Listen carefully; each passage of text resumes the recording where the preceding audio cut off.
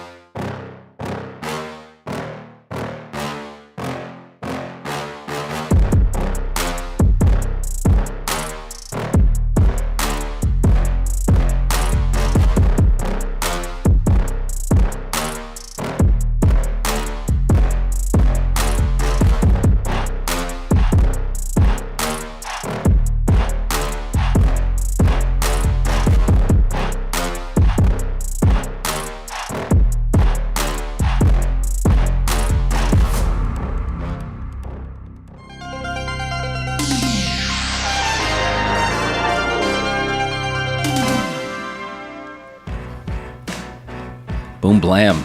Bodyguard slam. Can't believe the finale is here. B-Rose, Geek Commander is here. Yep. Mario is here. I'm here. Guess who else is here? Aliens. They're here. I'm not saying it's aliens, but it's aliens. I remember watching shows back in the early 90s that were, sort of covering alien abductions and all that. Yeah. And I found them terrifying. Yeah. back then they were pitched as horror, And now it's on the mainstream news. and nobody cares. Have they already admitted that anybody's been abducted? No, they haven't brought that up yet. Why didn't anybody ask that at the hearing, I wonder? That would have been my first question. I just never heard, what was it called? Non-human organics. I was like, that sounds like the unhealthy version of a cereal. There's the human organics, and then there's the non-human organics. Yeah. It's nature's brand. It's really crummy. It's like keto tortillas.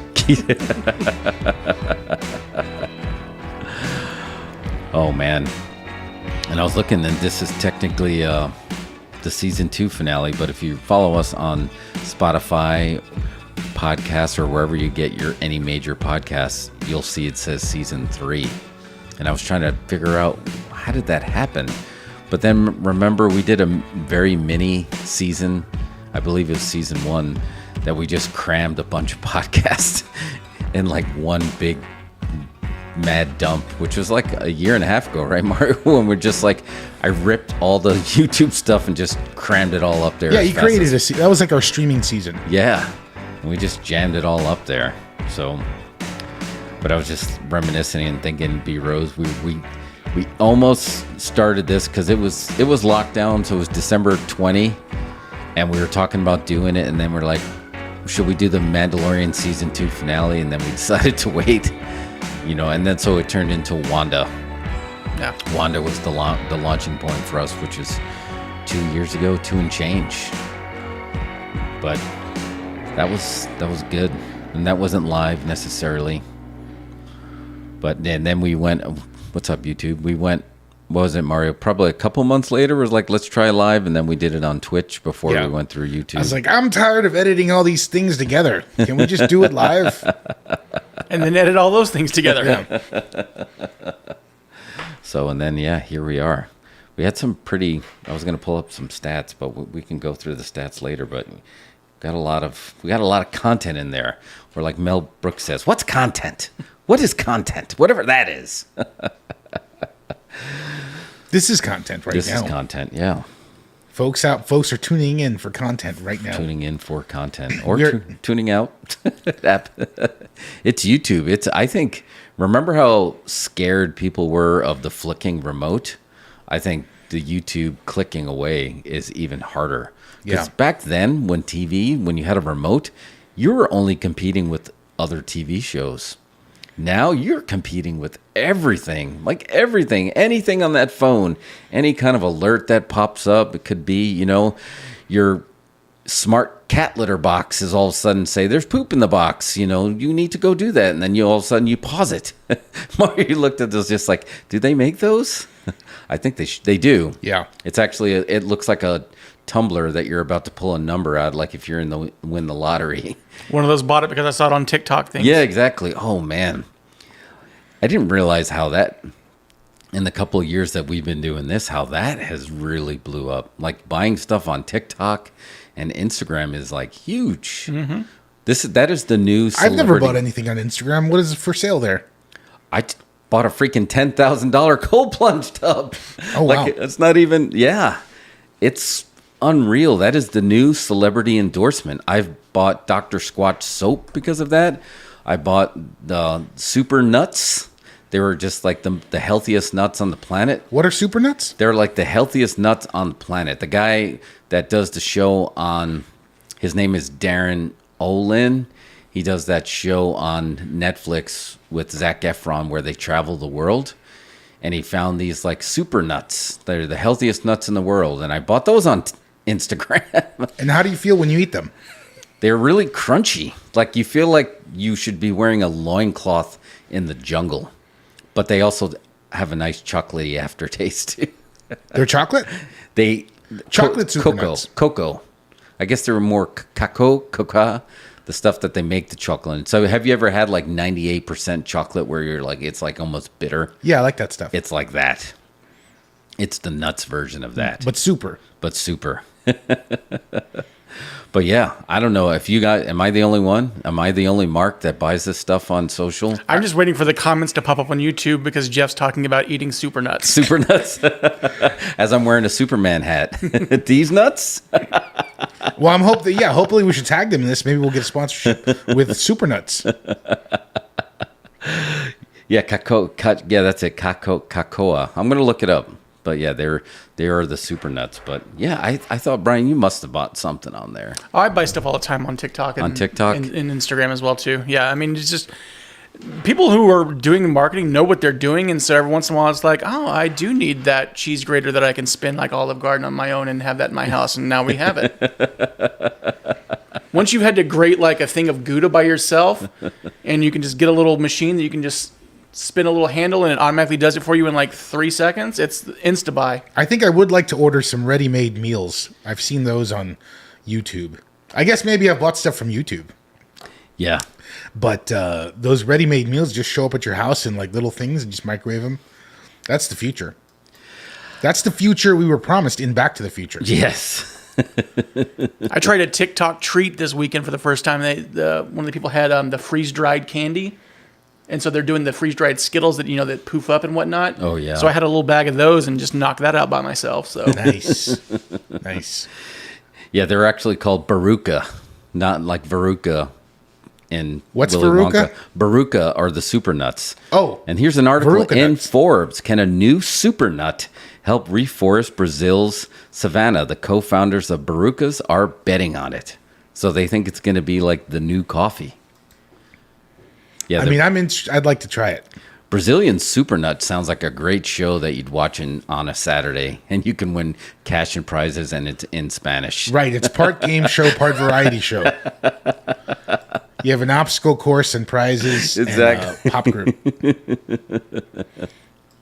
I'm about to copyright that. Brazilian Super Nuts. Yeah, you should.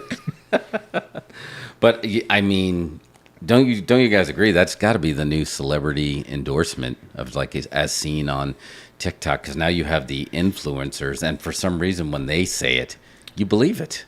Well, like, I mean, it's like science. I feel like there's multiple levels of that, right? Because I feel like influencers will just come out and hawk a product. They'll stop their video and say, "Let me stop this video and tell you about AG Greens."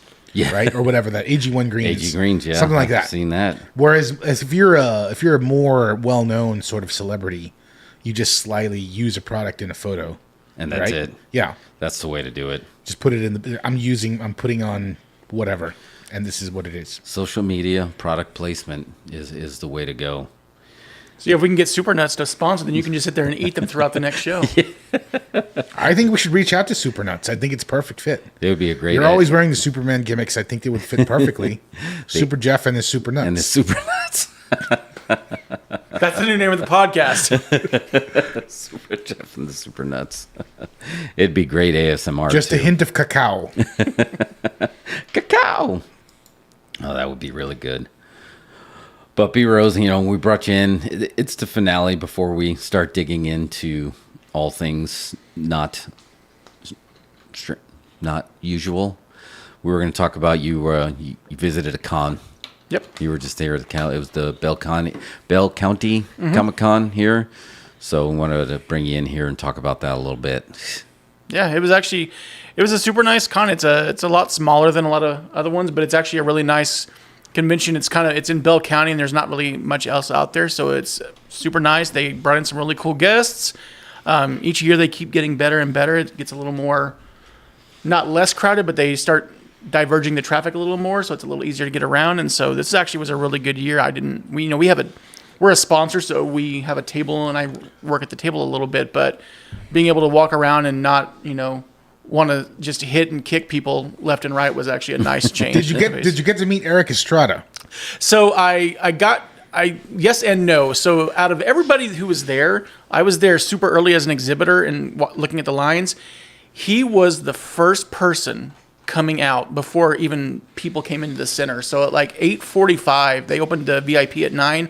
At 8:45, he was out and about walking around, and I kid you not, every cop and security guard in that building was walking over and taking selfies with him. Really? And he was talking to every single one of them, like every single person who was in a uniform was going over there and talking to him. And he was out the whole time. I really didn't see him take that many breaks. He was just out talking to fans the whole time. So it was actually kind of nice. Were these motorcycle cops or just any cop? And just regular cops, sheriff's department, and then security guards, everybody. Everyone just walked over, said hi, took some selfies and stuff like that, chatted really quickly, and then he kind of moved on. But he was walking the entire convention floor, saying hi to vendors and everything. That was actually one of the surprising things. You don't really see a lot of guests do that. That was actually really cool to see. Was he wearing his gimmick? No, he was full on like Hispanic Panic, like gold shirt, black vest with a tiger on the back of it. It was everything. It was awesome. Like JJ said it, Eric Estrada is the GOAT. Yeah, he was super great. I basically said hello real quick, and that was it. JJ? What's up, JJ? Good to see you. Here's the thing about Eric Estrada. I feel that he's been in more films as himself than as an actor. Yeah. He always does like whatever movie. It's like, oh, it's the Chips guy does a cameo, right? Well, he's got a great cameo. I believe it's in Van Wilder. It says it right here on the thing. He was in National Lampoon's Van Wilder. Yeah, he pops in as one of the people they're interviewing to be Van's like assistant and whatnot. He's one of the people, and he does the whole little hair shake and everything. But I bet he was in it as Chips. Right? No, he was. They didn't even call him out. He was just there sitting down. It's a hell of a run. I mean, he's 74. He's still doing it. He looks like he doesn't look 74, so he's still using that Chips money wisely. His first film was in 1970. It was The Cross and the Switchblade, and he played Nicky Cruz. I can't close this Van Wilder thing. Okay, did you get to meet the butler from Fresh Prince? I didn't. I walked by his booth, but by the time I was done with my main one, he was there. I got to see him they were doing some filming and stuff like that, and got to hear him talk a little bit, so that was kind of nice. But I didn't get a chance. Honestly, I spent so much time waiting in line trying to get Chuck that by the time I was done, I had to head back to our booth and actually work and all that kind of stuff. So most of the other guests, I just kind of happened to like walk by really quickly and see. So this wasn't one. They didn't have like a Fresh Prince reunion, right? He was the only Fresh Prince guy. No, he was the only one there. Okay. How was it? So who would you say had the biggest line there? Oh, Chuck was absolutely Chuck. Of course, Chuck Norris is going to have the biggest line. Yeah, that was the 100%. So they had it laid out where you have like a small little VIP lane, and then the rest just kind of snakes around. But because everyone was just beelining for Chuck Norris, that they literally got rid of the VIP line, and then all the VIPs just snaked into the general admission line. So by the time he showed up, there was already 200, 300 people waiting in line. Wow. Do you think Chuck Norris became even more famous because of those jokes? Yeah, 100%. I feel like he had achieved a certain level of fame, right? He never even made a single studio movie. Did you know this? No, I didn't know. All of his movies were like independent films. That doesn't surprise me. Yeah. But at one point, when they started doing the Chuck Norris jokes, he ascended to just another level of fame. Which is funny because he's not a fan, and that's one of the only things he will not sign are the Chuck Norris facts books. Really? Yeah, he will not sign those at all. Because I wonder, they got to be unofficial. They're unofficial, right? I think, too, and so I think that he was is a nice little renaissance for him, but I don't think he really enjoyed the constant, like, everyone trying to tell him jokes because there were even people behind me in line talking about, hey, should we bring up a Chuck Norris joke? And they're like, there's not one he hasn't heard. Yeah. In the years and years and years since. Yeah, so. I agree. We might have to come up with, we're really big fans of the Mount Rushmore of blanked here. How about the Mount Rushmore of people that have 3 different career renaissance, right? So I would put Chuck Norris on there. I would put John Madden. So John Madden was, famous as coach for a long time. Then the next generation knows him as the commentator, and then even this generation knows him as the video game guy. Just the name of a video game. Yeah, now he's just or a voice of a video game. Yeah. So I would put Madden up there. Probably Chuck Norris, right? When did he start? He started films in the 70s? Right? Films? Yeah, late 70s, early 80s into the 80s. And then we talked about this with Gene Wilder, when you can become like a meme. And this generation's going to, the way we talk about movies, that they're going to remember this meme. All the shows on the streaming VH1 that's going to be in the future is just going to be like pop-up videos of memes. Yeah. JJ, Betty White should be up there, of course. Betty White's another one. White's another one. She achieved another level of fame because of the internet. Yeah. No, she was great on Golden Girls. Absolutely. And obviously she had, like, she was on 50s game shows where they used to smoke all the time, right? She was on all that stuff, just as herself. Yeah. And then Golden Girls, then Internet. I like it. Yeah. I like that's 3 solid ones. And we know the 4th head always rotates. Michael Myers. No, wait. What did we say? Leatherface. Leatherface. Leatherface rotates with Ghostface, who rotates with Chucky. But yeah, good call. Betty White, John Madden, Chuck Norris. I would drive 2 days to see that chiseled into the side of a mountain. Yeah. So how was Chuck? Chuck was awesome. So I got there, because I was an exhibitor, I got to get there a little early. I was number 2 in line. But VIPs come in at 9, general admission comes in at 10, and most people are out and about by then. But, I mean, Chuck Norris is 82 years old. Yeah. And really, Chuck Norris waits for no one. And so he was delayed till about, he walked in around 11:30. And so, like, after 3 hours of standing there, I was just, like, in pain. But it's Chuck Norris. Yeah. What are you going to do? I mean, I was like, there's no way I'm leaving this line. And the second he walks in, it's just, you can tell, it's just worth it. You can just feel that radiating. Feel that Chuck energy. Yeah, you can just see it coming in, and it just, as soon as he walks out and does the little wave one, you're like, oh, it's freaking Chuck Norris. Look, it says right here, no autographs on Chuck Norris fax books by Ian Spector. Yeah, he does not sign in that. Good for him. Stand strong. But yeah, it was super, super cool. I believe it was his grandkids that were there with him. They're kind of helping him out, like just kind of getting him set up and doing all that kind of stuff. And yeah, like once he, I was number 2 in line, and I had a giant item to get signed. And walked up. I asked him if he would sign, because we had a nice black Resistol cowboy hat. I was like, would you mind signing this? And he goes, oh, I'd love to. He says, I don't get to sign many of these. So he signed it. And then I knew I only had a few seconds, so I just kind of had to tell him. And I told him, I didn't tell him the full story, but basically growing up, I was poor, so I really didn't have a lot of stuff like that. And so movies were kind of my escape. And one of the things I would do is my uncle would record HBO movies onto blank VHS tapes. And then my grandfather would go to video rental stores and buy their discarded ones they were getting rid of. For $4 or $5, he'd buy the VHS tapes. And so he'd find a movie and he'd want to watch it, and we'd watch it together. And then I'd go over to their house once a month to spend the weekend, and he and I would watch movies. And we usually watched a lot of the same ones over and over again. And one of the ones that we watched, we just fell in love with. And it's my favorite Chuck Norris movie, is Firewalker. Oh, with him and Louis Gossett Jr. I love Firewalker. Yeah. It's such a great movie. And so very good movie. So that was my moment. Also a gif. Oh, yeah. Also a gif of the face punching. So I had to just tell him that. I had to tell him, I was like, that was the movie that I watched every month with my grandfather. I'd come out and watch that. And he's like, you know what?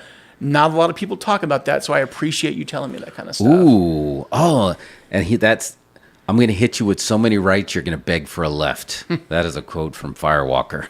Because that one always stuck in my head, and then him squeezing the bottle. You ever look at a bottle, and then I think of how did Chuck just squeeze this bottle to cut himself loose when they were stuck in the desert? That was a good one. It's like Rush Hour before Rush Hour. It was Rush Hour before. It was Rush Hour before. They pretty much stole the DNA of Firewalker and made Rush Hour. Randy's been choked out by Chuck Norris on 3 different occasions on Walker, Texas Ranger. Nice. And it might be even in the Guinness Book of World Records, because he played a different person each time. Just like, you know what? I'm going to choke you out just because I can. I tell you what, though, like I told him that story, and he said thank you, and he shook my hand again for that second time. And all I could think was, dear Lord, at 82 years old, he's got a stronger handshake than I've ever had in my life. I can't believe you don't have a cast on right now. I was just like, oh.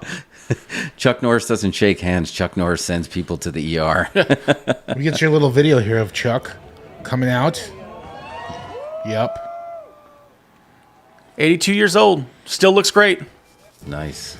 He would destroy all of us in a kickboxing match. Yeah, I've seen him still endorsing a lot of workout equipment, and he's actually using that stuff. Yeah. I always remember him from Black Belt magazine and all that with the leg stretching devices that he would have. Yes. I think he's got his own water now. Yeah, I've seen the Chuck Norris water. Yeah. It's just like, what is it? Like obliterate your thirst. Yeah, kick your thirst in the throat. Roundhouse water. Yeah. Roundhouse your thirst and punch it through a wall. Shoot it with 2 Uzis. I think he is, I mean, his brand, and like you said, he's never done a studio film, and I believe it is a family business. Like his son, I believe his brothers, they direct a lot. I remember they directed a lot of Walker, Texas Ranger episodes. Yeah, his brother and he have the production company that do all the stuff, did most of the movies and whatnot. Yeah. So, I don't know if you guys might remember this, and this is a debate that would rage in my head. In the early 80s, which Chuck Norris film was better?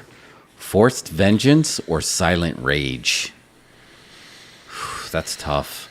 That is so tough. Forced Vengeance, if you need the reminder, a casino security guard is forced into violence when the Hong Kong mob threatens his friends. I still think I'm going to choose Firewalker over everything. Yeah, fair enough.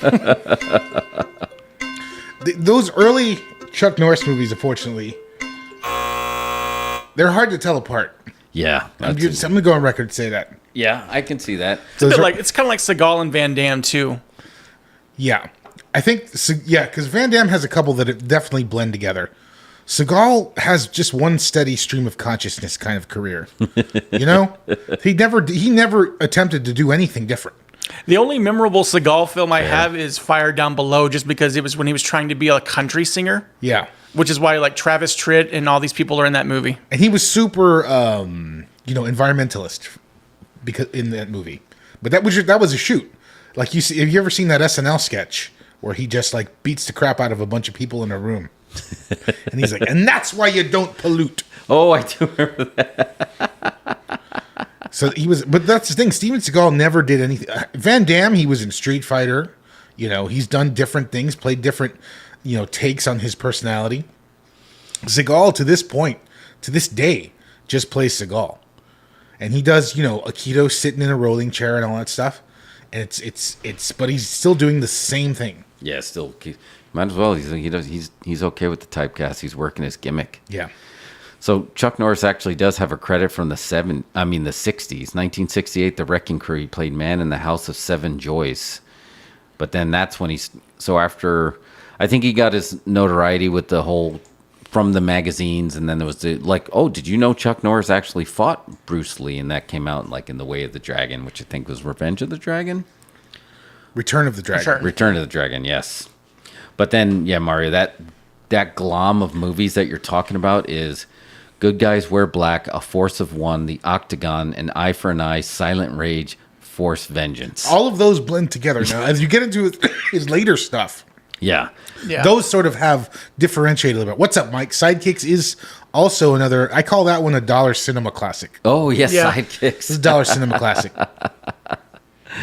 Yeah, because then he pivoted with Lone Wolf McQuade and then Missing in Action. Yes. Invasion USA, Delta Force. Delta Force. Oh yeah, he did all the Delta Force ones. Good stuff, man. So yeah, that's a great meetup. Like I know that's not what you went for. If you want to talk about who you actually were going for, which would have been the main event. Oh, that would have been, yeah. I did not get to meet Lita, which was That's a bummer. sad, disappointing, but there's always other times. But Yeah, we were bummed out when they canceled that Final Girl con, and she was going to be there too. yeah, And Gigi was also going to be there, so that would have been a great lineup. But yeah, we were talking about that. Her line was probably pretty big, right? yeah, she had a little decent little line. She every time I'd go by, she either had a line or she was off doing like a panel, because she did a couple of panels there as well too. And so yeah, by the time I was getting ready to leave, I was like, I'm gonna go towards the end of the day, just shoot my shot and try to get a photo or something like that. And then it didn't happen, but still got to see her. She looks great. 20-year-old me would have just been ecstatic. Yeah. Man, yeah. But I am thankful, and shout out for whoever came up with this. These cons that are giving a lot of these actors and other wrestlers like another shot at life, and I feel like this is the way to go, because I always get sad. Mario, what's the name of a a lot of actors, Joe Bob always talks about that. They end up passing away, and they're at like this wayward house for unemployed actors, and it's basically, charity. Like they're not getting the notoriety that they deserve. I don't know that one. I've never heard of it. Yeah, Joe Bob always talks about it. Like Larry from the Three Stooges, he passed away, and he was in like this wayward house. Really? Where just like retired actors who don't have any money anymore, they basically just kind of put them up. And it's just crazy to think that these people, put their gave their lives for this art to become timeless. Like everyone's still, for the most part, you can say the Three Stooges and you're going to know it. And just like the thought of like them dying, like having a hard life, like Alfalfa from the Little Rascals, like he died like in a shootout, like at a bar or something. And Let's be real though, he had it coming. Yeah, that kid was annoying. But just to think that these cons, give you a chance to like respect and just like, hey, I always loved this movie, and it's really, it's a museum with a pulse.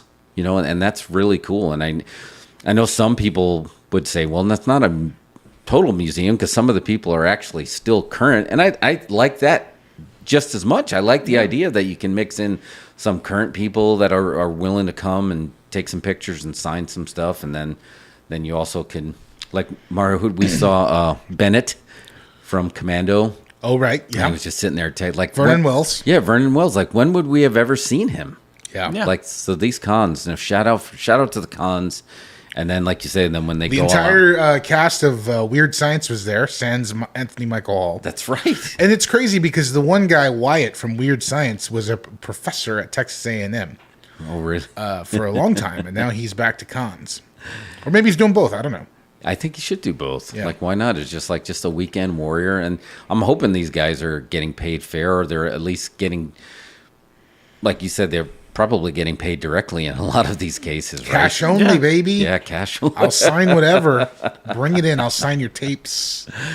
And then, in a way, the people who actually get to go there will get a little taste of celebrity, too. Like our friend, the Mandalorian, when they just like, okay, I'm going to cosplay. And you said they went all out on their cosplay. Like a lot of them just didn't phone it in, right? Oh, yeah. There's actually a really lot of impressive cosplay. I mean, there's some people they're going to walk around in their little store-bought costumes, and that's perfectly fine. There's nothing wrong with that. But there were some people that had just, you could tell they had taken the time. I think the best one that I saw was some guy had done this really great Doctor Strange cosplay and had the full setup, but then had crafted the all the arms of the damned pulling out from around him, like in the Multiverse of Madness, but it crafted it out of foam, and so you saw all these little heads and hands just sprouting out like a backpack that he was wearing all over him, and it was just everyone was kind of like drawing. It just drew everyone's eyes to him. That's very cool. Yeah, that's good to see, and it's always fun to see that. So, shout out to cons, shout out to Chuck. I'm glad you didn't get choked out or he didn't break your hand. I was tempted to ask him. I'm like, hey, can you slap me or something real quick? But I was like, just real quick, just slap me fast. Yeah, no one's gonna see it. That's how fast you are. Something tells me, man, your ears would he probably smacks like his hands were probably pretty callous, right? Doesn't he also have like Chuck Norris Farms or something where he just like wrestles his own cattle and stuff? Honestly, I went and after we got the cowboy hat signed, I went and got it, the little JSA certification sticker. If he had slapped me, I'm pretty sure there would have been a print enough where I could have gone and gotten a sticker. I'm like, this is Chuck Norris seal of approval. Literally. Do they have actors these days that have like the equivalent of a super fight, like what we witnessed with Chuck Norris versus Bruce Lee? What would that be? Unfortunately, it's 2023 and we have Musk versus Zuck. But like, do they have like actors that like you would like to see? Oh, I'd like to see those two kind of who could really kind of go at it. We've heard the stories of Jean-Claude Van Damme and was it Segal that almost fought in somebody's yard? I don't think that's actually possible anymore. All of those action stars are too protective of their images. Yeah. So every punch and block and kick has to be in the contract. Yeah, no one's willing to take the L. Yeah, exactly. Yeah, I get that. Which is why we were able to watch Vin Diesel and The Rock square off and it not be just a one-sided. Yeah. Yeah, you're right. That was a big deal when they went nose to nose, right? But yeah, I don't think we have that anymore. But Anyway. All right, real quick. Mike's on the line. Oh, yeah. I'm going to pull him in. Yeah, let's pull him in. Why don't you introduce him real quick? Just give me a second. Let me pull him in. Yes. Mike B from the PNW. He's been working on some stuff. Mike, you there? I am. Yeah, there he is. What's up, brother? Yo. So Mike. Boom. Yes. Hello. What's up, brother? So Not too much, man. Not too much. Got back from a walk. Just nice. living the life. So we shared your video on our page that you worked on. What was that? A couple weeks ago now, dude. That's just the performance. Yes. Bunker. Yes. Bunker. Oh man. Yeah.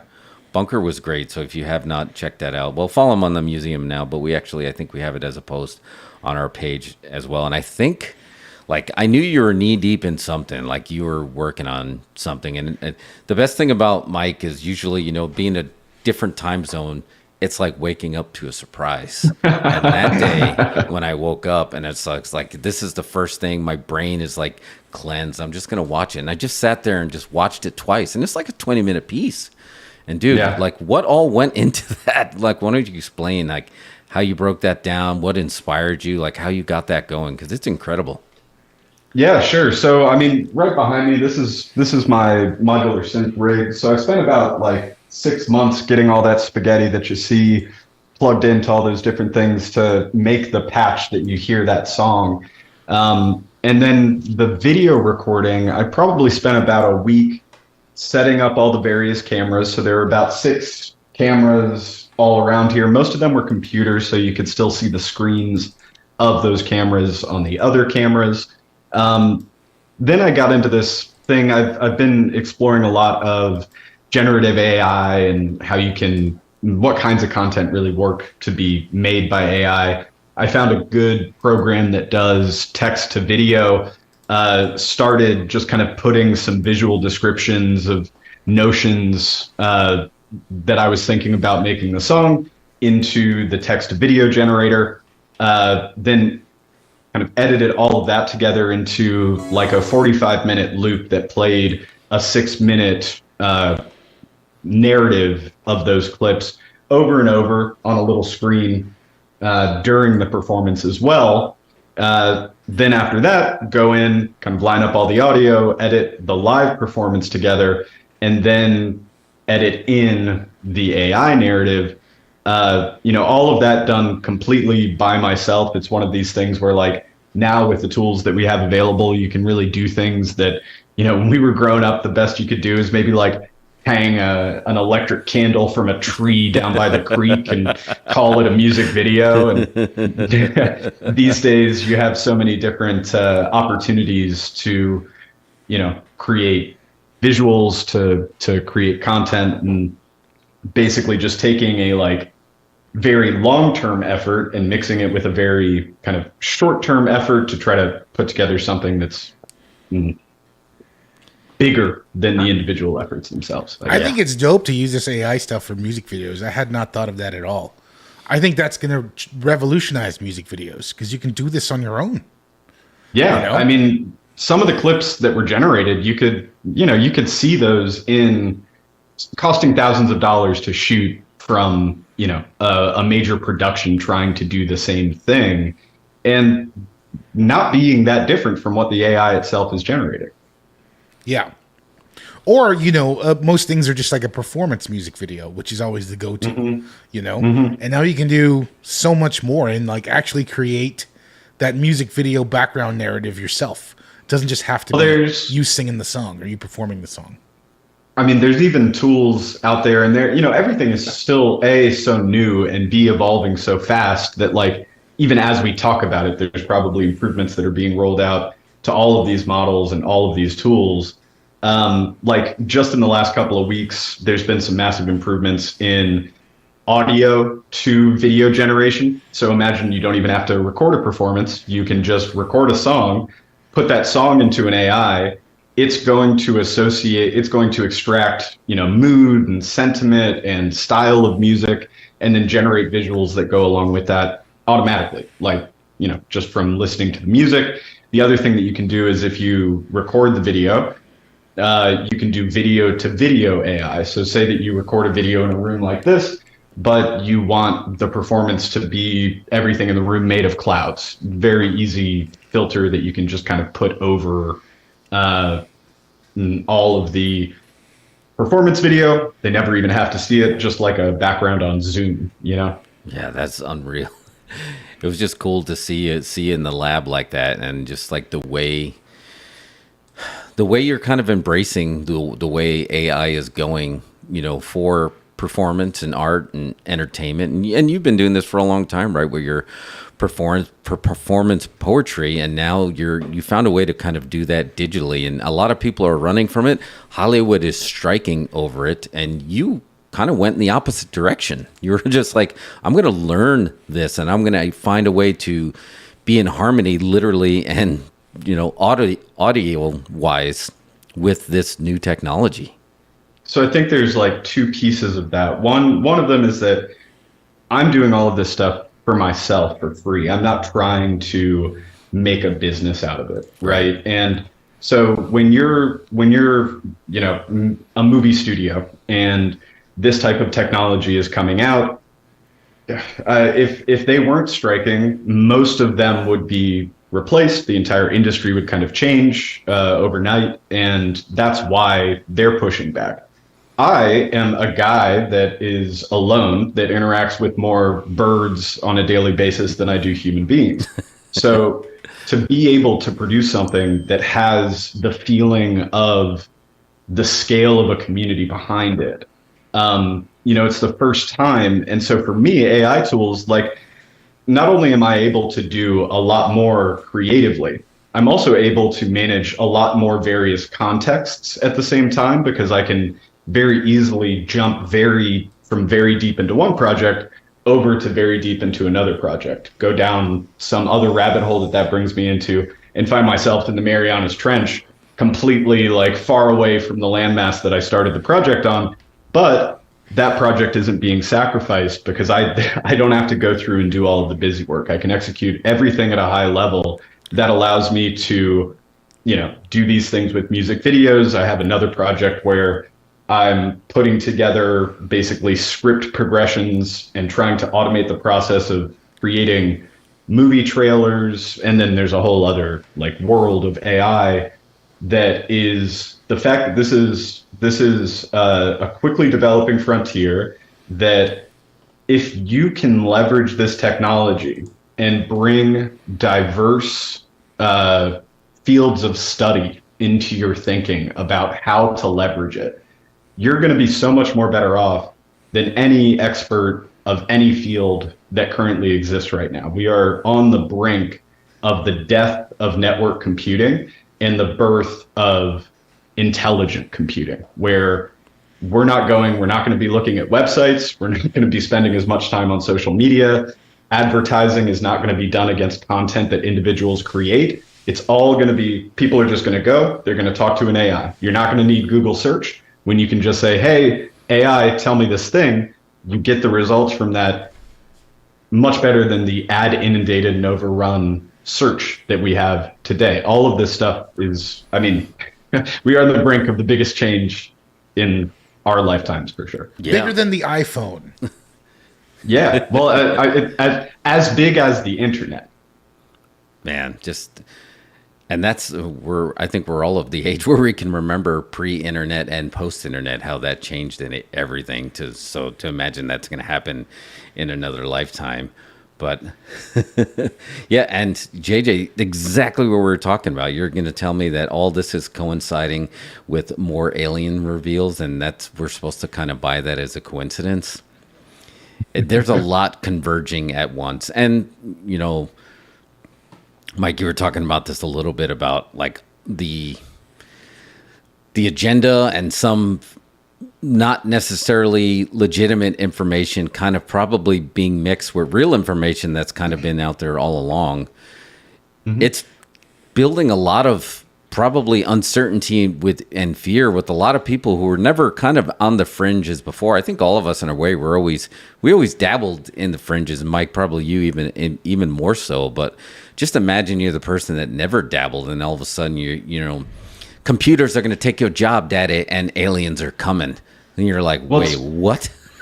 But that's just the tip of the iceberg of all the stuff that we got going on right now, because you got so the entire alien discussion, where we are with the hearings on that stuff, it's basically like all that was really trying to do is to prove to other whistleblowers that have direct experience with these crafts and with these bodies and all the things that they mentioned and referenced in the hearing, to show them that if they come forward and they talk to Congress, they're not going to get killed. They're not going to get exploded, right? Yeah. Like, they're trying to prove that.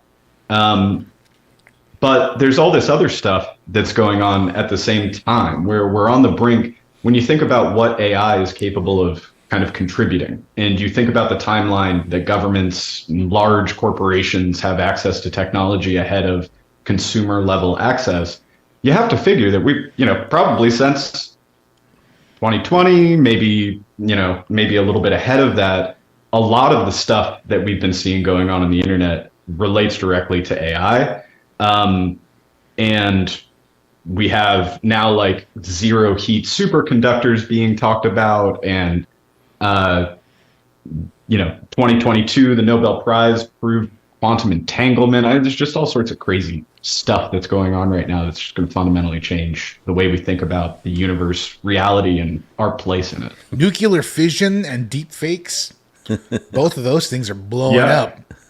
I was just talking to them earlier before we went on about the fake DiCaprio YouTube page. It's crazy. I love that guy, because when you see him next to anybody, he's so tiny. Yeah. He is so tiny, and I think that's what makes it even more off-putting. And he's got like ill-fitting clothes. And he's not, but the DiCaprio face is perfect. Yeah, and he's always so happy. B-Rose, what like how this is going to impact entertainment, and your pop culture, and your entire life. How do you kind of foresee this all kind of rolling out, and how it's going to affect? Obviously, it's going to affect reality, but even if we just zero in on how it's going to change entertainment as we know it, like Mario and I were talking about this. Would you be prejudiced against a movie that was written and or directed or something by an AI versus a real person? I think I would. So my thoughts on AI are kind of twofold. I think that there's benefits and there's downsides to it. I think right now that so much of the AI is being focused on the arts instead of where it should be, which is like improving, economics and medicine and all that kind of stuff. That's where we really kind of need the AI to kind of help. So with that, there was a really good quote that Simon Pegg did, because they were asking him about AI. And one of the things he talked about was how, as of right now, AI is basically just, it's aggregating and pulling stuff like that. And one of the reasons why he's not on board with the whole, a script written by AI is because, AI has never had to watch someone pass away. It's never had its heart broken. It's never been in love. And all of these impetuses that create all the great art that we love, it can experience. It can mimic, but it can't truly experience. And so kind of is that where once it's at that point where it can try to successfully mimic that, will we be able to tell the difference? Will we be able to, kind of see if it is even AI or if it's real? It's going to be an interesting thing. I think the big thing right now that's really kind of only scary is the fact that there's no regulation for it. Like the fact that, especially when it comes to like the deep fakes, like I love watching the deep fakes of like them putting Arnold Schwarzenegger's face in all of these other movies. Like there's a great one with him doing Step Brothers where he's doing both parts. Oh, I did see that. And it's great. On the downside of that is you can scan someone's face who you know in real life and then have them put that on some disturbing imagery. And so I think there's the fact that there's so little regulation on it is kind of the scary thing. That's kind of where my hope is, that I'm fine with AI, but I do want a little more security net in it to kind of help balance the goods and the bads. I think we should give AI control of all the missiles. I feel like they would probably do a better job of sort of like being in charge of that. I'm just kidding. I was waiting for your take on that. I'm like, oh, interesting. Let's see where it goes. How about a nice game of chess? That was the original AI. War games, right? Right. Oh, is it real or is it Memorex? It is definitely the Wild West. And think about this, like early internet, right? Early internet, like, Mario, we've talked about this before. There was no regulation there. And the Wild West, it was a pretty fun place. You're just building your MySpace page and just like, check out this song. I'm learning HTML. Like, look at I'm having a good time. Look at this Family Guy GIF I posted here. Yeah. That's all it was. It was a good time. And now, like social media, we were talking about this earlier, Mike. We were talking about social media is the new celebrity endorsement, is just the endorsement of the scrolling. But the stakes seem way higher than it did when the internet was just first born to have a good time and create an industry. Yeah, the big thing about it, though, is that there's no way that they will ever be able to regulate this industry fast enough. No, definitely not. Keep it from destroying everything that we believe in terms of the veracity of the internet. Like, all of that's like, we're going to reach a point where the content generation is automated enough and the quality is good enough. People are just going to try to nickel and dime AdSense all over the place with whatever people are looking at until the networked web dies as we know it.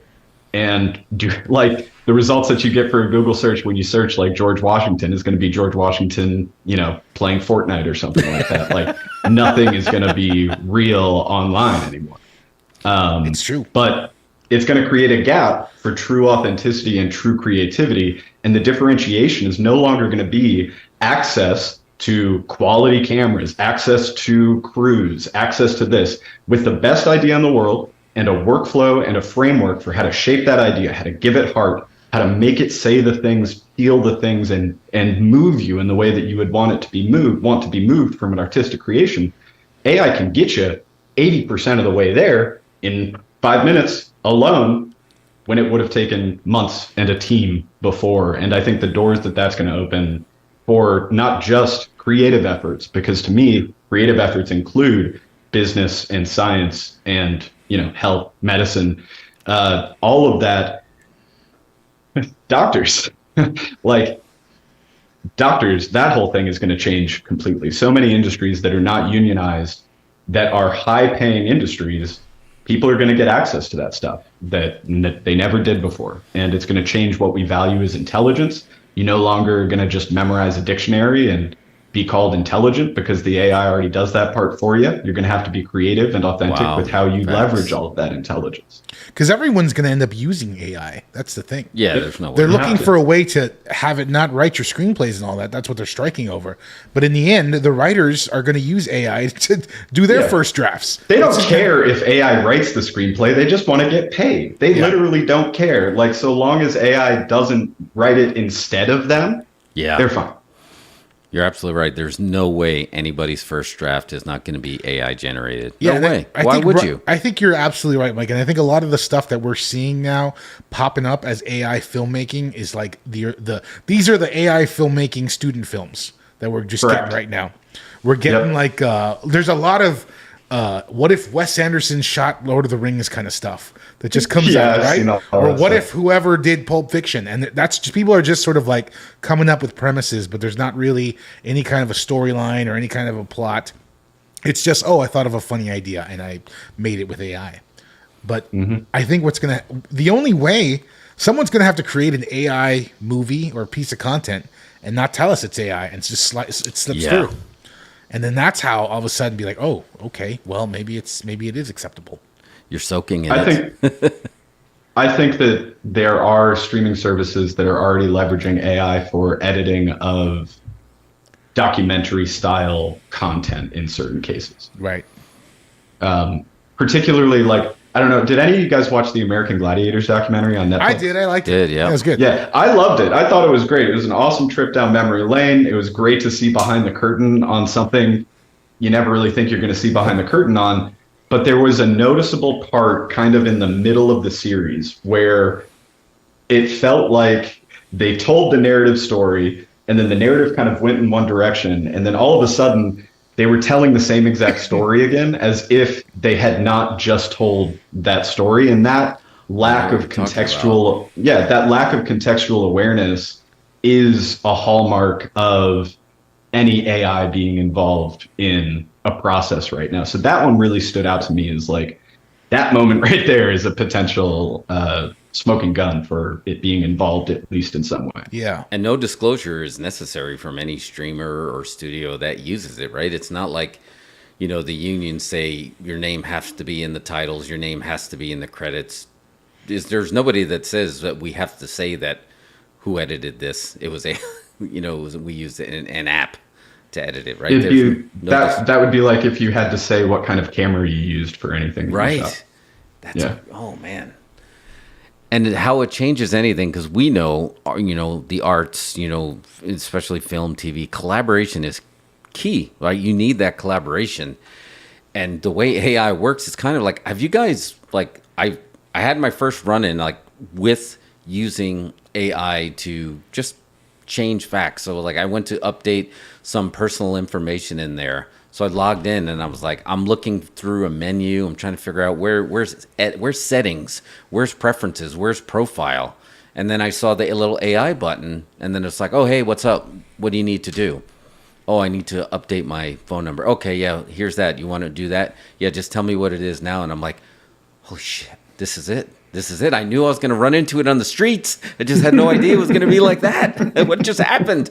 I said I haven't used it, and now you just ran into there. But the key was, it was a collaboration. I didn't know where to look. It told me where to look. So when we're working on a script, you're like, well, what about this? Or what do you want? And Mike, you know about this more than I do, like the way the prompts work. It's, in a way, it's got to feel a little bit like a collaboration, right? Well, yeah. I mean, if you just go in there and you say, give me a movie trailer about chickens, it'll give you a stupid movie trailer about chickens. But if you give it a very detailed prompt and you say, you are Quentin Tarantino and you have to write a screenplay about chickens. This is your last screenplay ever.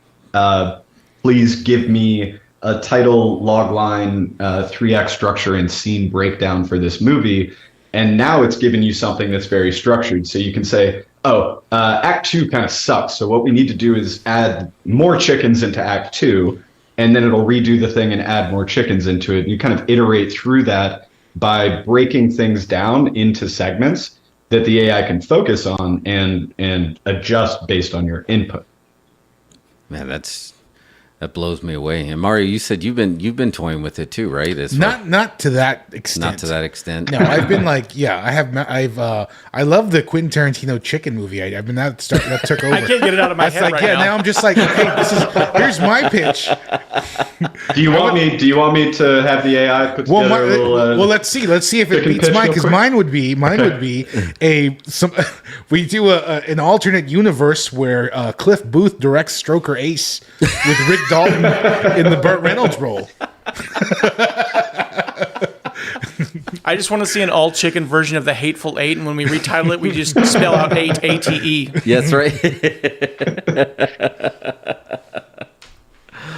Oh man, and I'm curious on like some of like for sure, like I think a lot of the up and comers, like you said, Mike, this is going to be a massive opportunity to be at the forefront of this. What happens to the people that don't want to go in this direction? Like there's going to be the hardcore, no, I'm not going to do this. Do they just kind of get left in the dust? You'll be way behind. I mean, it's like refusing to use a computer. Yeah, that's it's basically what you're doing. So interestingly enough, the AI's impulse was also to base its outlines on previous Quentin Tarantino movies. So, I asked it for 5 titles and 5 log lines for, very quickly saying, Quentin Tarantino making your last movie. It's about chickens. Give me 5 titles and log lines. And it's like, sure, let's channel some Tarantino-esque creativity for chickens. Number 1, feathered reservoir, logline. In a small poultry farm in rural Mississippi, 6 chickens, each named after a different grain, plan a coop escape. But when things go awry, they suspect there's a snitch amongst them. Trust is thin, and feathers are about to fly. That's really good. Yeah. Pulp poultry. Two philosophical roosters, Jules and Vincent, roam the countryside in search of the mythical golden egg. Along their journey, they encounter bizarre characters and confront the morality of their chicken existence. I'm starting to understand the studio's point of view now. Right? Like this stuff is. If I could just watch these right now, I would. Once upon a time in the hen house, logline, set against the backdrop of 1969 Hollywood, aging rooster Rick Dalton and his best friend hen Cliff Booth navigate the challenges of changing times. But when a mysterious cult sets its sight on their farms, things take a dark turn. And that's just the first three of the five. They also have Kill Cluck, Volume 1 and 2, and Django Unfeathered. That's Django, a rooster with a haunting past, is freed by a traveling vet, Dr. Schultz. Together, they embark on a mission to free his hen from the ruthless farmer, Calvin Candy. Along the way, Django discovers that freedom isn't just about breaking eggs. okay. They are a little derivative and kind of general. It wasn't that's a first pass, cold 5 minutes. Right. It wasn't a very detailed prompt, right? So it's very heavily just like, oh, I'm just going to write a movie Quentin Tarantino's already written. But the question is, would you rather see one of those or my Stroker Ace reboot? I mean, I feel like they exist in the same cinematic universe. Absolutely. the CCU, the Chicken Cinematic Universe. When we had Amanda on here, remember the Frozen meets Kill Bill? And now we have Chicken Run meets Reservoir Dogs. Like I would never try. I mean, there's definitely a part of me that I'd like to kind of, start doing what you're doing, Mike, and just take a little bit of a swing and just see what it does. Like to see what it could see. It's going to be like a dynamic, collaborative tool rather than just something you're just like. How much time, Mario, do you feel like whenever we're writing something, the research that goes into, and the time that you're not writing, that you're actually trying to research to make sure what you're writing is actually going to be feasible? Research? Yeah, like, so you'll Google something like, oh, let me Google this person's name. It's like, oh, okay, well, is that what happens? Is there such thing as vegan beer? Let me go just to double check that because you're so... In trying to make the story, that eliminates all of that. Yeah. Like it eliminates a lot of distractions and it probably helps you hone it in a little bit tighter. Well, it gives you, I think most writers are probably better at rewriting than actually writing. So it gives you that basis to rewrite, something to build on, so I can see boosting your productivity a bunch. When you're doing a full script level generation, you again, much like with an outline, you break that down into segments. So starting by maybe doing an entire outline of the movie, then breaking out all of the key scenes and elaborating on those, and then going like page by page and generating it page by page. And so it shifts the creative process from being the generation of it, the pure gumption to write anything or create anything, versus okay, let's regenerate this until I see something that's like, oh yeah, I could probably do something with that. Like maybe we could put a couple more chickens in it.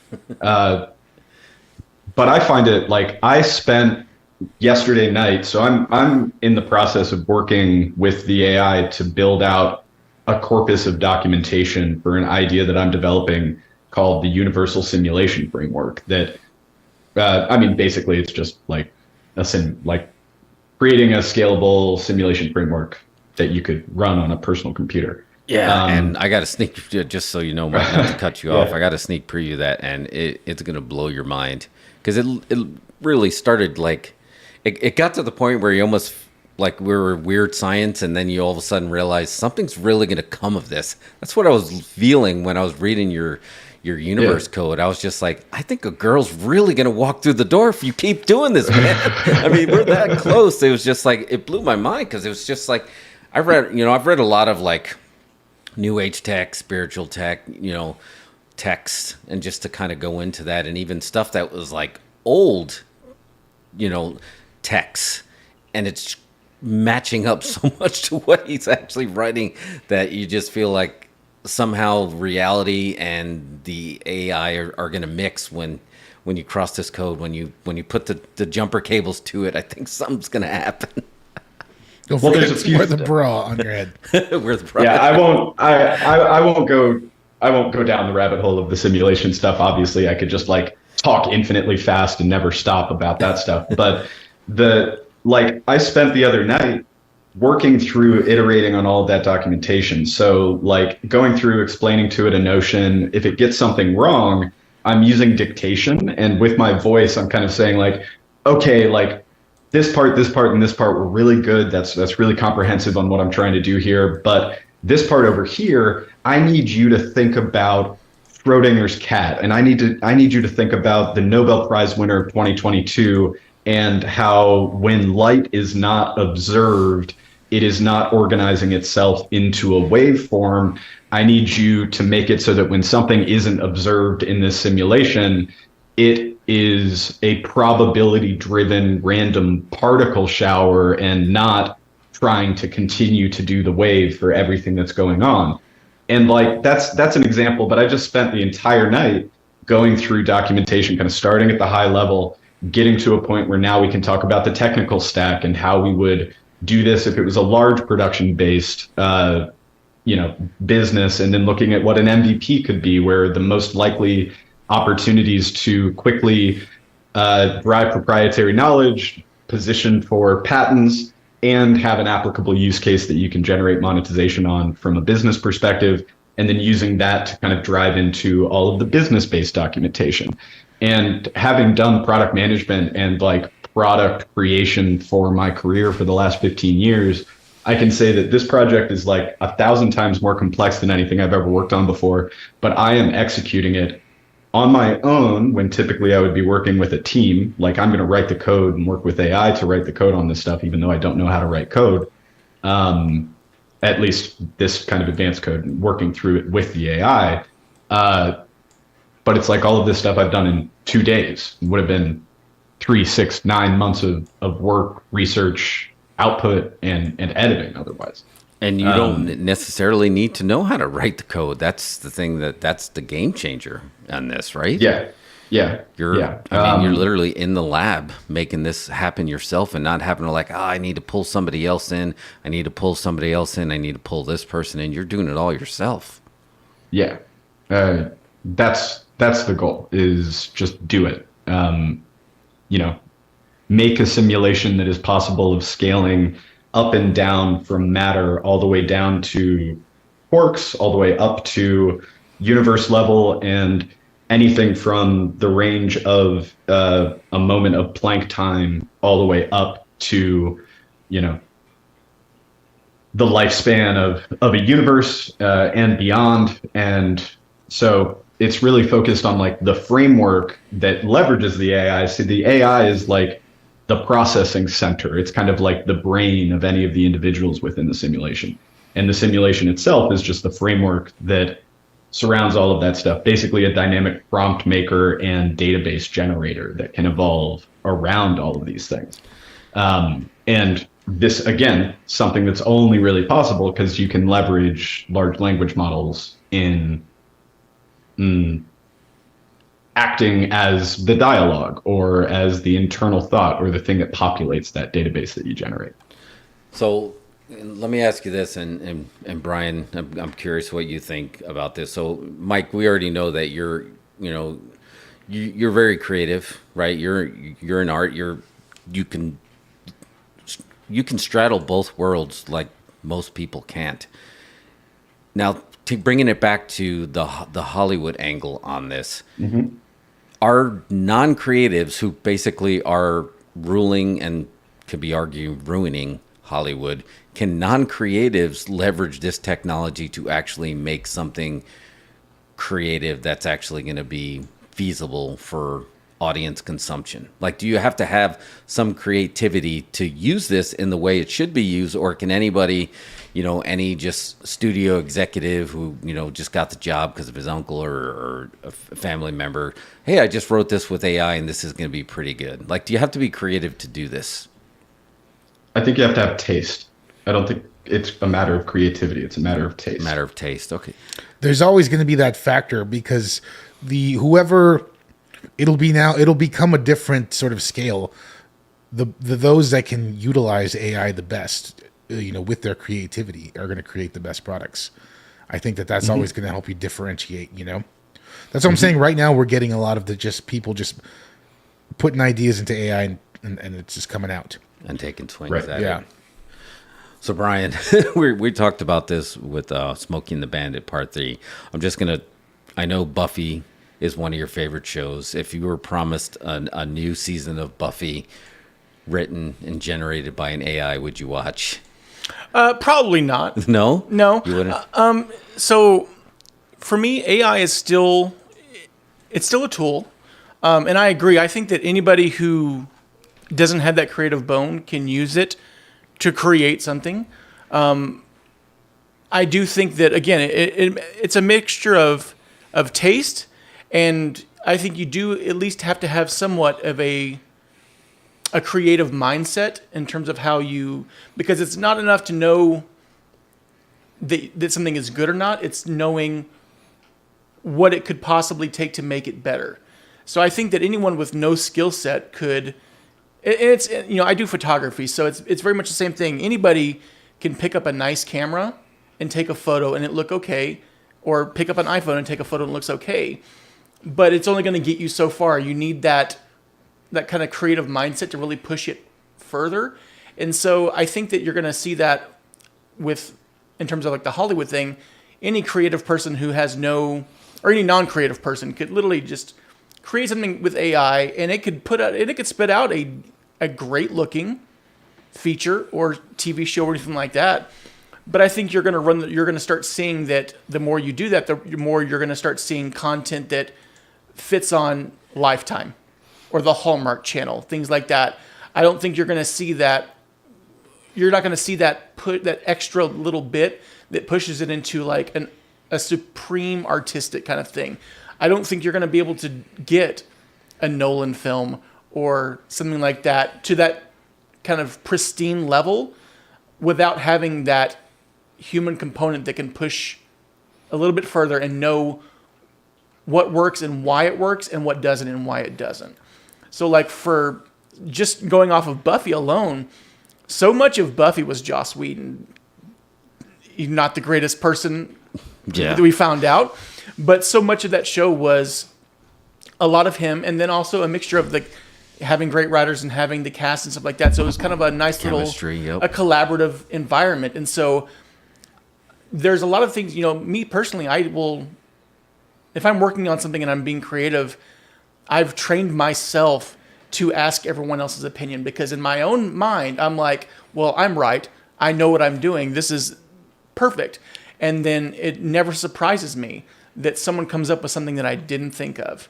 And so I like having that collaboration to bounce ideas off of, because I think that it ends up making my work better. Yeah. And so, I think AI can definitely fill in a lot of those gaps, but I'm always going to trust myself and bouncing my ideas off of another person with stuff like that. I'm in marketing, and so I've done some AI stuff, learning these types of lines make great headlines for social media ads and things like that. And this is a better photo to use over this one, and this one's going to attract more clicks than this. And so I can use AI for that to give me that impetus and give me that kind of baseline. But in the end, I still have to do some of the legwork myself to kind of take a look and see, what, I understand what it's saying, but I still think, knowing my audience better, that this might be better. No, it's a good so that take. Personal touch is always going to be, I think, what sets anything that comes out, sets it apart. So if someone said Joss Whedon or someone else was doing something and they were creating this, but they were using some AI to give them some ideas, it doesn't bother me. But if they just said, "Oh, well, we've trained AI and it's watched every episode of Buffy and Angel, and now it's spitting out these new ones," it still wouldn't be as appealing to me. Interesting. Yeah, I was really curious, and we can go a little bit deeper with this before we take a quick break. But yeah, there's actually a thing that's out there right now from I think it's called Simulation AI or something like that.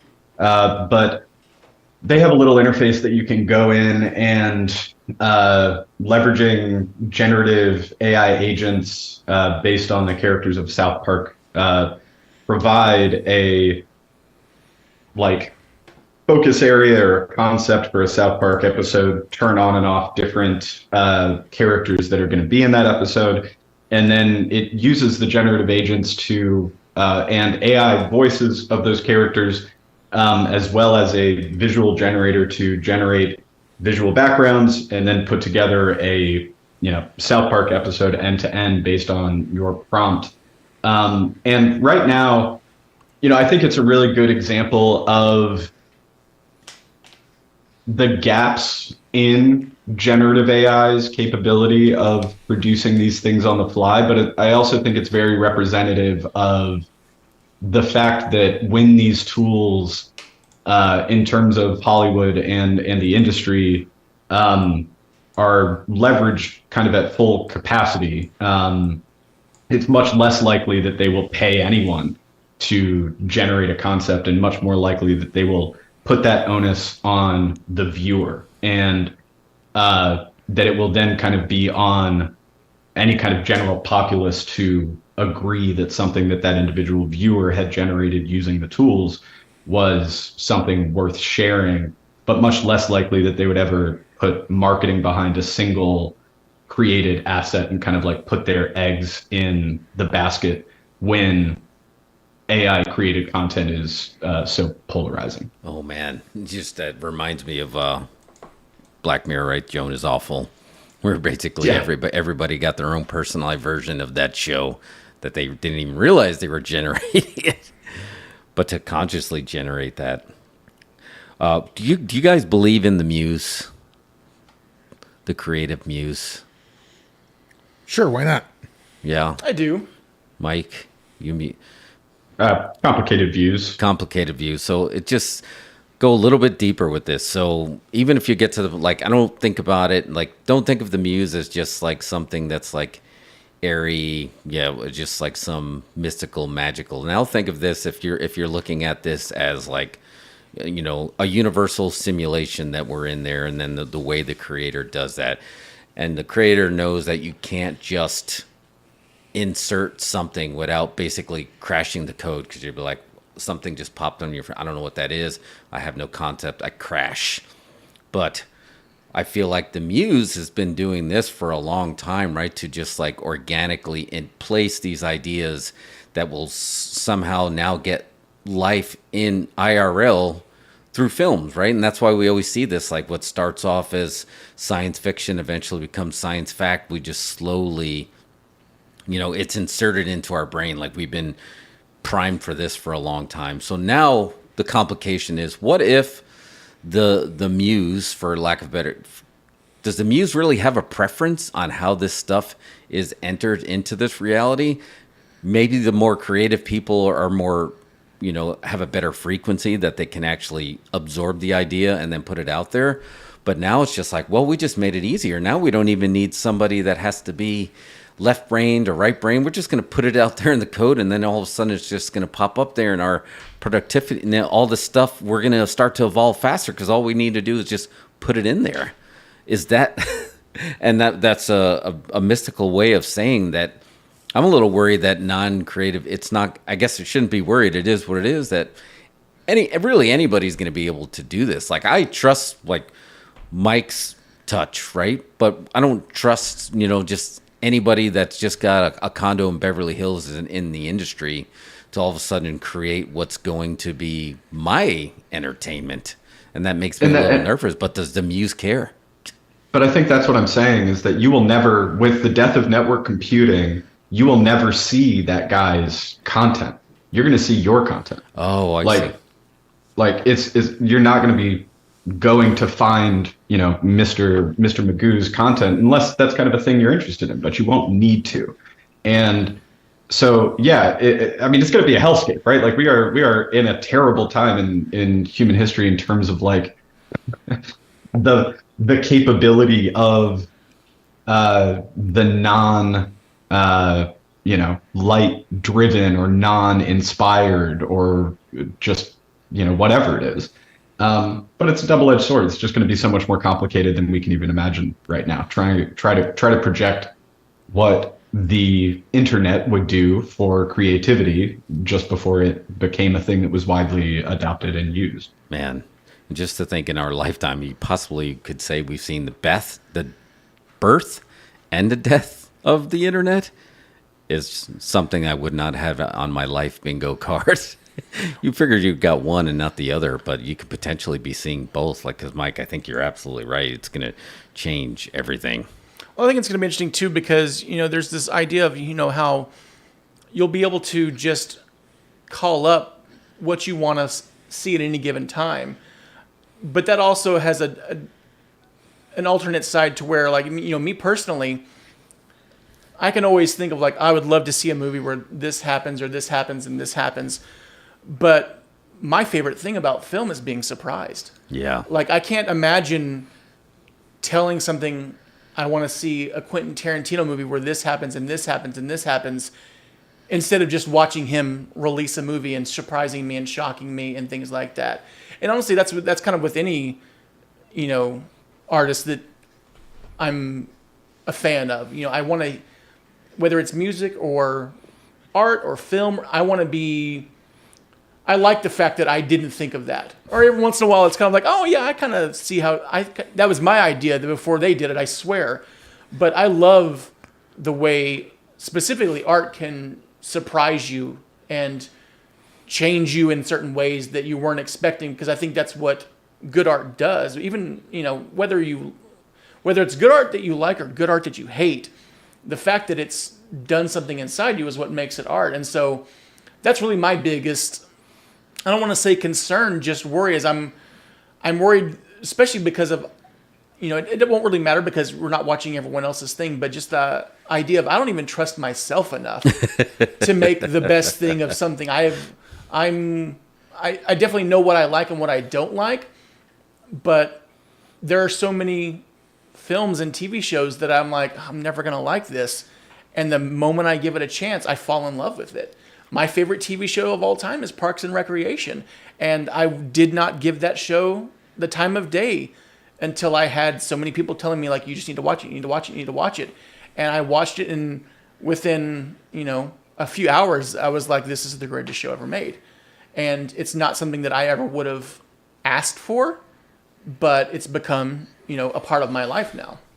So now we're talking about like, non-physical versus physical and the instant, manifestation versus the delayed manifestation. I feel like this reality has a delayed manifestation. So maybe you're creating something you don't even know you're creating it, but so what you're saying is like, think about your dreams where the non-physical, that's where there's no time spent. You say somebody's behind that door, you open the door, somebody's behind that door. That's what we get in our dreams all the time, right? There's no, think about it. Anything you say in your dream, it just happens. And now the way this is being booked, that's going to be our entertainment. Like, our dreams are pretty entertaining. I mean, sometimes your mouth kissing a penguin and it makes no sense, but it's entertaining. But now we're going to get our entertainment that can do that.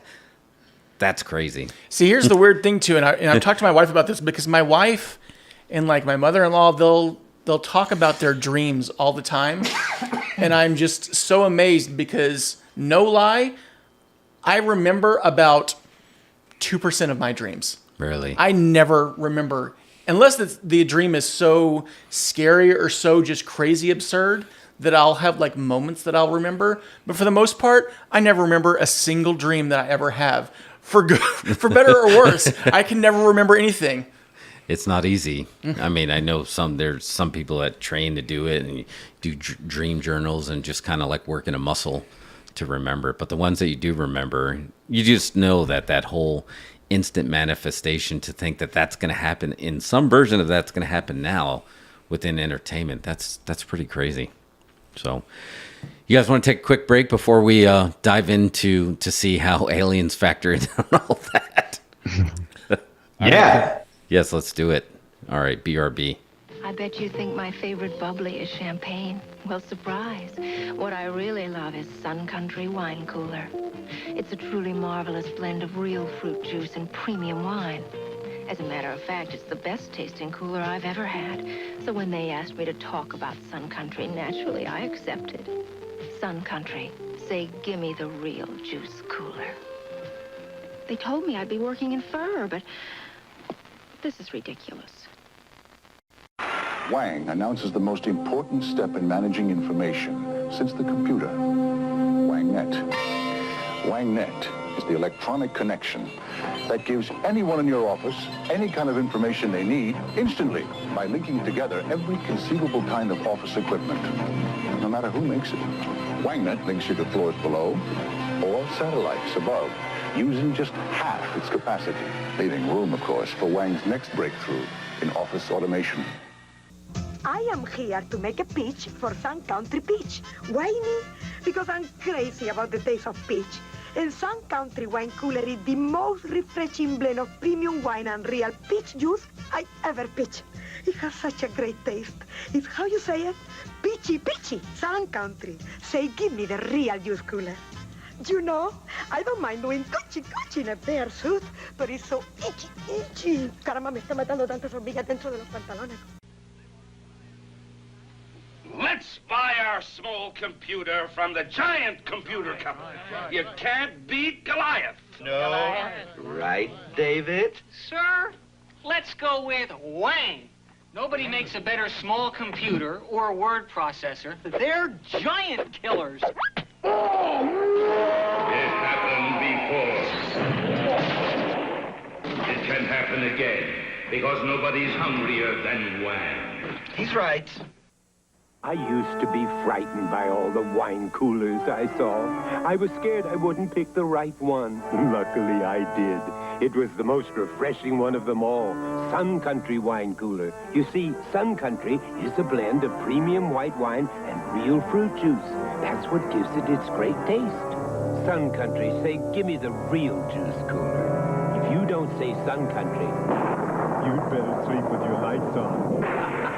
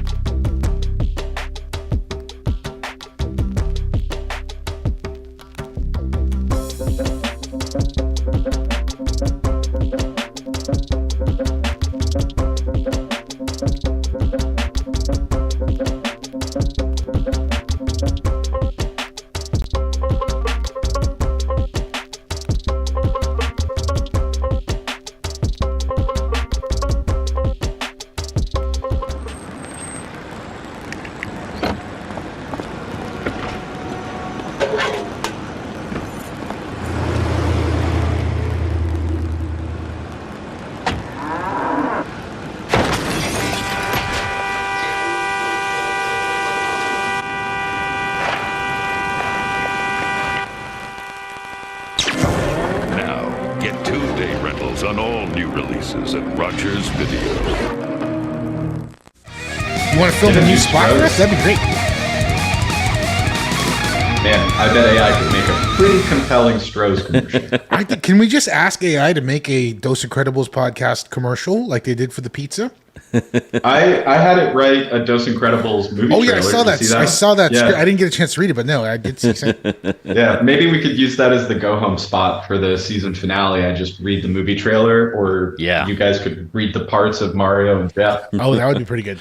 All right. Yeah. It's funny you sent it when I was actually on the way to the studio, and then I was just like, well, pressed it in the car to hear it, and then it was just great to hear the rudimentary car AI read it to me. And I was like, this is great. I think every time Mike's going to text me now, I'm going to run into the car because I like that sound. Yeah. Anthony, did you go to Rogers Video? Yeah, I've never heard of that. I know that. I've never been there. It's definitely got to be one of the mom and pop video shops for sure. So I've been wanting to talk about this topic for a while, and I feel like every show we bring, it's on the list, and we don't get to it because we're talking about Barbie for 4.5 hours, or whatever Marvel movie we didn't like that week. But like, I saw other podcasts are doing this, and I think we should do it, especially with the lack of entertainment news. So just a few weeks ago, they had, what was it? There's a new whistleblower about UFOs. What's the guy's name? I got to look up his name. Grush. So he's out there saying that UFOs are real. Government has them. He knows where they are. He's seen the bodies. And it's on national TV, and like AOC is asking him about it. Everybody's at. It's like legit. He was sworn in at a congressional hearing, right? So under oath. He could go to jail for lying about that. Yeah. That's insane to think that. Okay, so is this proof? Is this proof that aliens are real? Like, I feel like this is enough. This is something definitely enough to arouse suspicion. Jeff, do you want to kind of kick us off here? Yeah, I will kick us off. I mean, I think it's a little bit. I think it's a little bit of both. Like, I don't think that there's been any, to me anyway, that there was never really a doubt of if. It was just a matter of like when and how. So you're very much a believer, right, Jeff? Yeah, you're not skeptical. There's something that's there. You know, there has to be, and I don't know if they just didn't book it for this, this act of life, and then you just like, or you have to, like Star Trek, you had to reach a certain point of evolution before it's introduced or before you can see it yourself. So yeah, I think there's something there, but there's also this part of me that thinks that the whistleblowers are just priming the pump. You were talking about AI being, student films. I feel like that is like the beginning of like the introduction, because for the first time ever, it was in a serious setting. Like you said, he can go to jail for perjury, yet it was nowhere. Like, I feel like nobody was really covering it. They were kind of covering it, but not covering it. And that's when you start to get a little bit of suspicion, for me anyway, of just like, okay, what's really going on there? I don't know, Mike, what do you think? I think it's really interesting political theater to see the biggest kind of news like that actually be given under oath in this setting. Obviously, there's the whole Disclosure Project and Project Green Book, or whatever the hell it is, all that stuff that was going on in the early aughts. It's kind of been a known unknown that there's a lot of people within the government that have had experiences.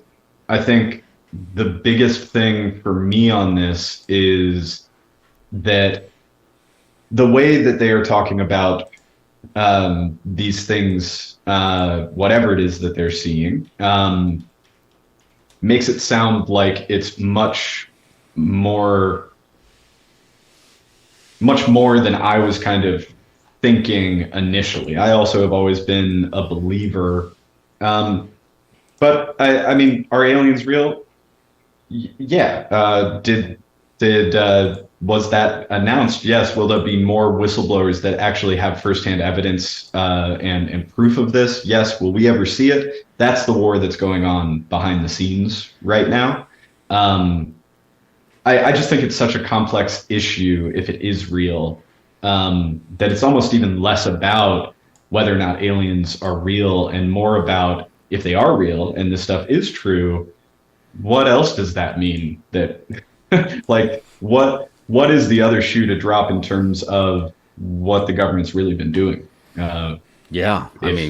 If they've been communicating with aliens. I mean, think about it. Yeah, whether you're talking about outer space or interdimensional or even deep sea oceans. Like I watched a video of somebody that was he was deep sea diving, and he was like in he's going down, and then he kind of went down a little bit further than expected, but he was like, he ran into basically a giant squid. And there's a YouTube video, we can find that, but that giant squid saw him, and he said that squid was ginormous, had a big head, and had the ability to read his thoughts, and he paralyzed him.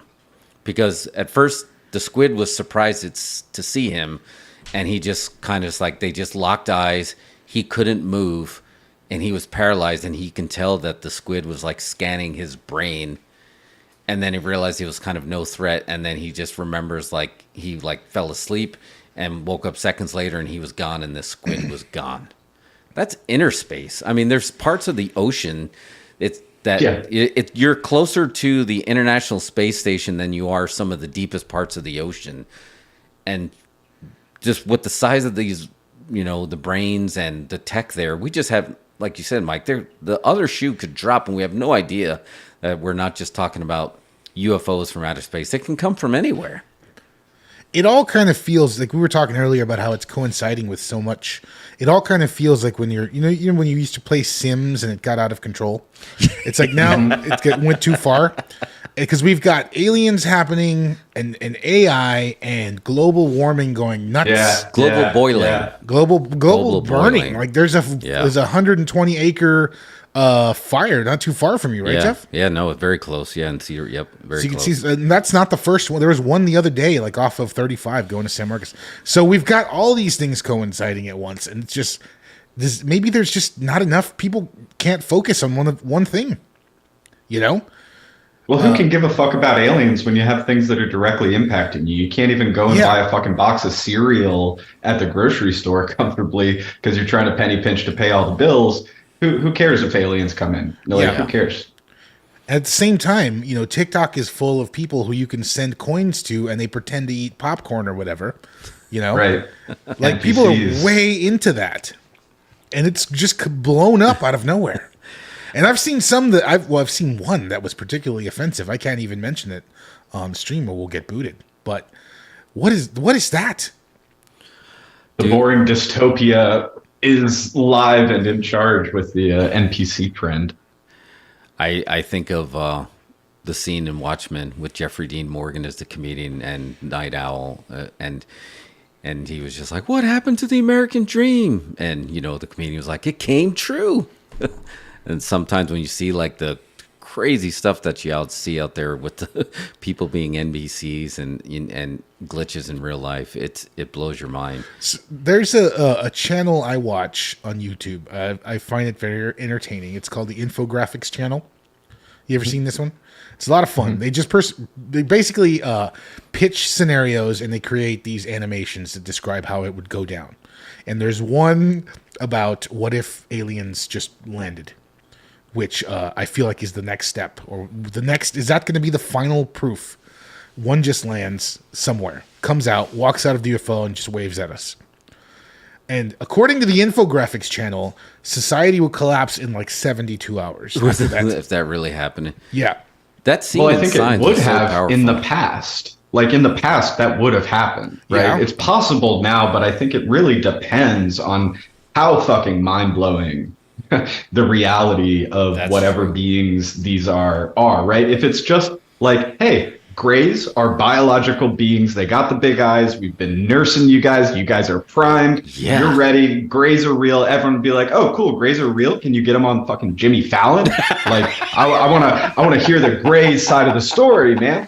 But if we find out that like, oh, those Greys are the non-human biologics, and they're actually, created in a lab by beings that have no physical body, or they were created in undersea labs by an ancient civilization that's been here longer than humans, or they were created as a distraction by beings that look exactly like you and have been living amongst you from the 40s. If that's the reality that kind of comes out, I think there's a much different outcome than just like, yeah, aliens are real. They're here. They're in space. They're in the water, but they're not really doing too much. So don't worry about them. You might be right.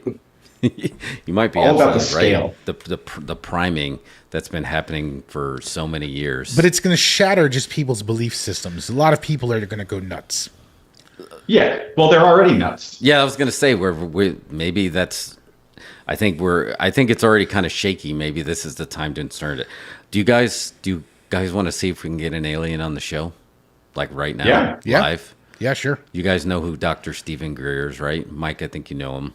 Yeah. So we have the. So I purchased this, a longtime subscriber of the CE5 app.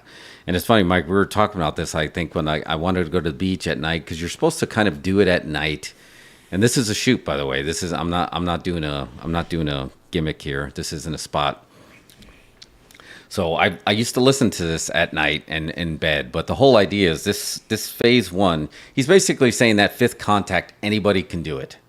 Anybody can do it. You don't have to be a government official to meet an alien. Right? Anybody can do it, right? Because it's just like being Rocky Balboa going, hey, yo, out the window, but you got to know how to say, hey, yo. So this process here, actually, the first part of it is actually just sounds. So it's play, step 1 of 5 is to play crop circle tones to help establish your location. Play the tones for about 5 to 10 minutes. The tone sequence will auto-repeat and can be played directly through your device speaker or while connected to a Bluetooth. So you guys want to hear what it sounds like? Can you play that through the speaker? Yeah, absolutely. Speaker? Yeah. You ready?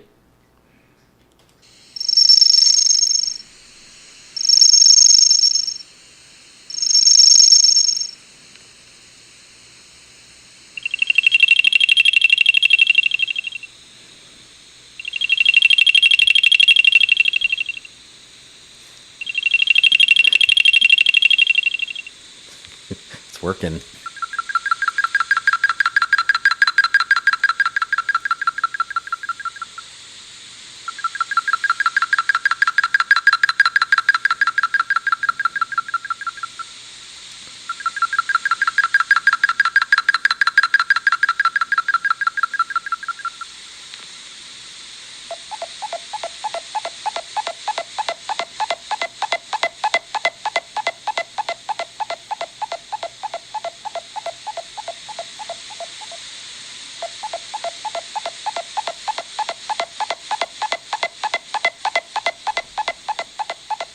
How long does that usually take? So it's a 5-minute clip, but that's 1 minute in, so it'll automatically keep looping like that.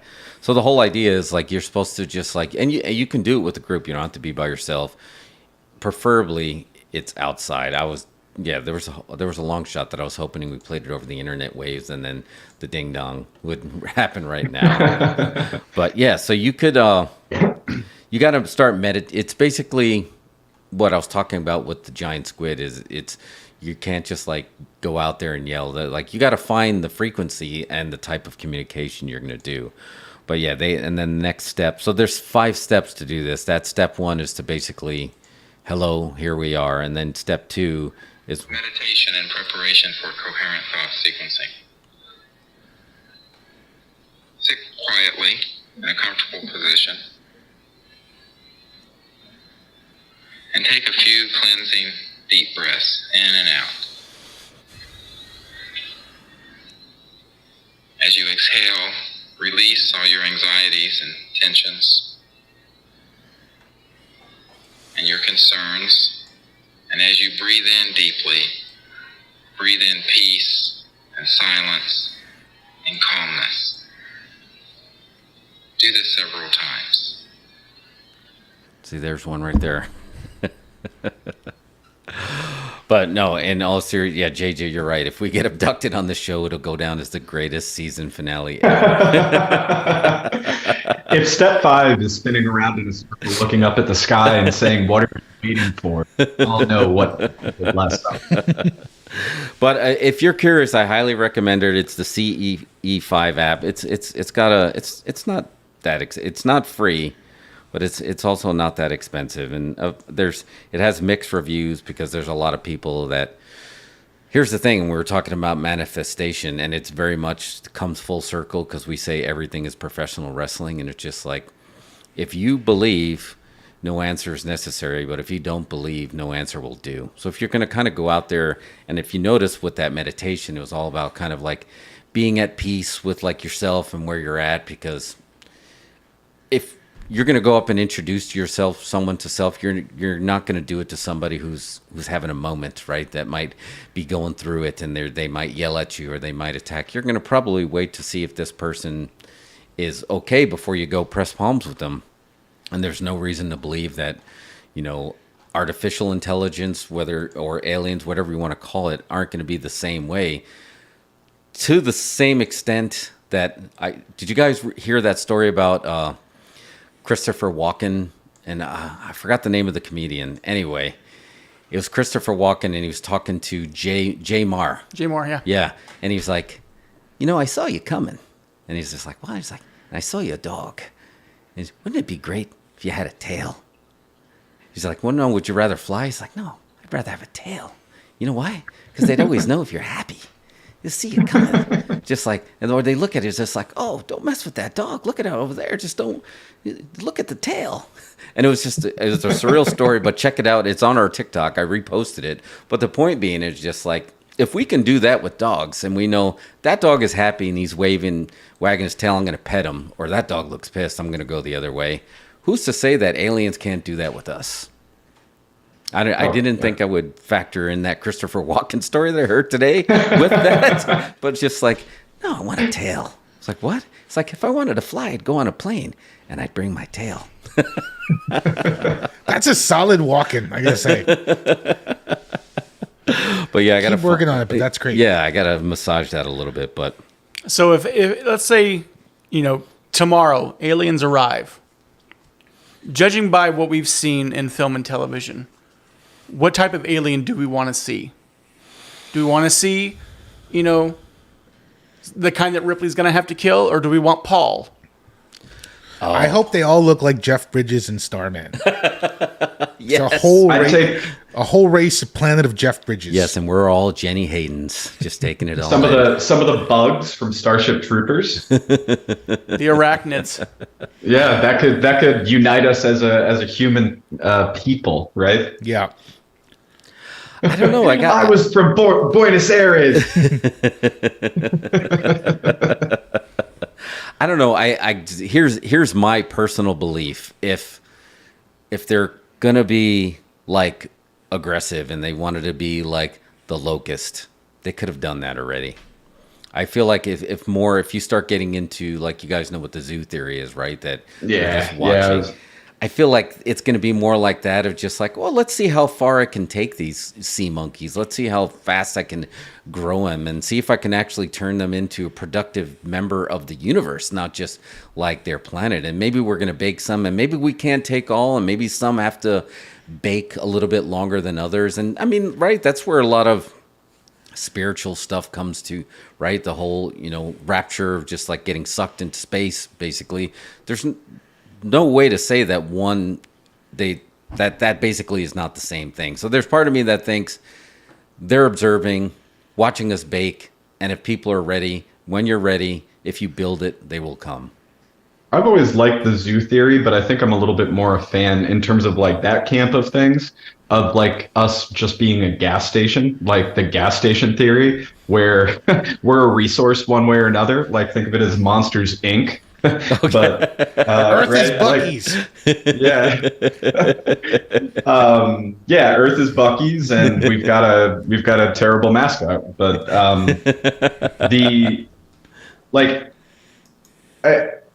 for me, just based on the way that things are kind of folding out and the things that are being witnessed, At this stage, I would be disappointed if, when full disclosure or like actual information is being released, if it does not break our understanding of physics and the universe. I don't care what they look like. I don't care what their intent is.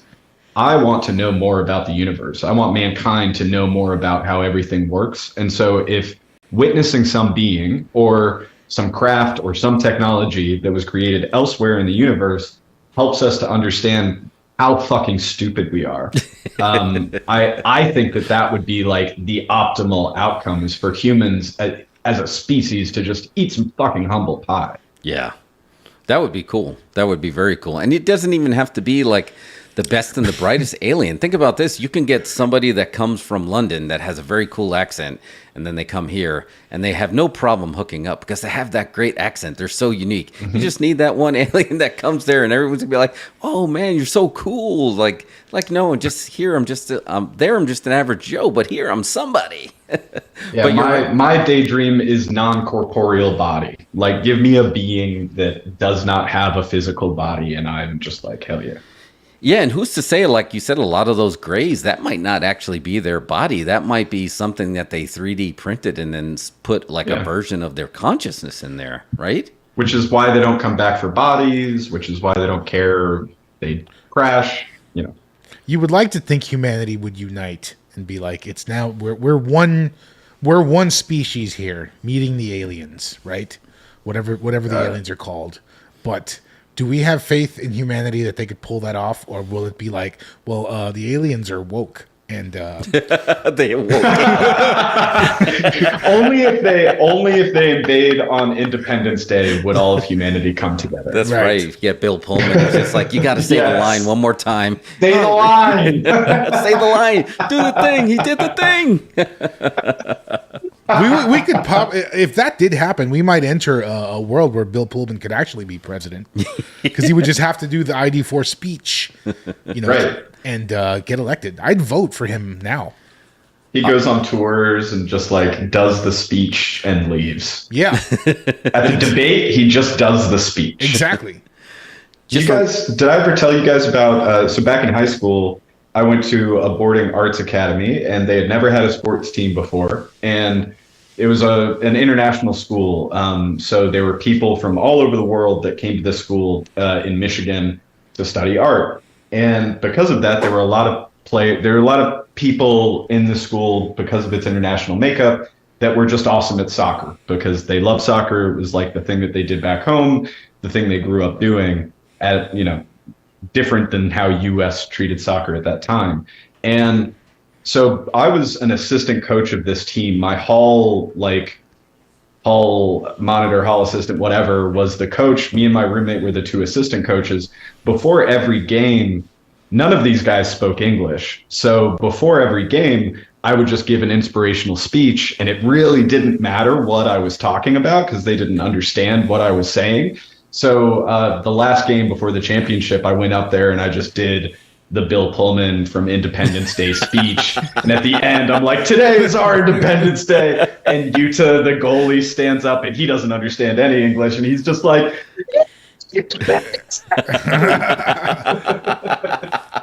that would work. That works. That would work anywhere. It holds up so well. In any situation. And we never know, right? We saw in the movie Contact, and it's not that far-fetched. The first moving images that were ever sent went into space, and that's what they came back and recovered, you know, and it just happened to be, what was it, Hitler at the Olympics? Who's to say that they didn't catch some footage of Independence Day that was beamed down to some theater, and they're like, take us to your leader, Bill Pullman. we know him, but... It's like Galaxy Quest. Yeah, exactly. Galaxy the historical documents. Yes. Mario is so right, though. If Independence Day, the movie, were to happen today, and the White House was the first thing that the aliens blew up, half the country would just be like, yeah, aliens hate Brandon. Yeah. Yeah. Biden's weak. Look what he did. Yeah. Biden's weak. He got exploded by aliens. You are absolutely right. They'd be making memes on it that would be coming out. Can you imagine? And like TikTok would explode with people's interactions with aliens. Like as they take to the streets, you'd have hundreds and hundreds of TikToks that are just like that one video scene in Signs where they spot the alien running down the street. I mean, that was terrifying. But can you imagine thousands of them flooding TikTok? Oh my god. No, they're all going to be on TikTok live streaming, just like the idiots in Independence Day on top of the building right before it gets blown up. Right. I'm Mr. Beast, and I'm going to give you $10,000 if you reach your hands in and see if that alien has any genitalia. Last to stop being anally probed wins $10,000. I mean, I'm fine with the Greys if it turns out to be the Greys, but I was partial to the aliens in V. I'd love to see them come down with huge sunglasses and jumpsuits. You know what I mean? Cool feathered hair. Yeah, I loved V. I like the remake too. But I was gonna say I prefer the Marina Baccarin version of V. Yeah, they were both really good, but yeah, they did have a cool look.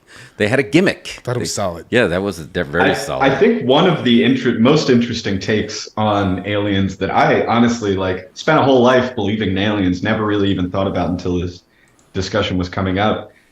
I would just love it. Huge UFO comes down, fucking lands, people. It's just fucking people. Like a fat guy and like a little tiny guy and like just normal people come out of there and they're like, yep, we're the aliens. Kind of sucks.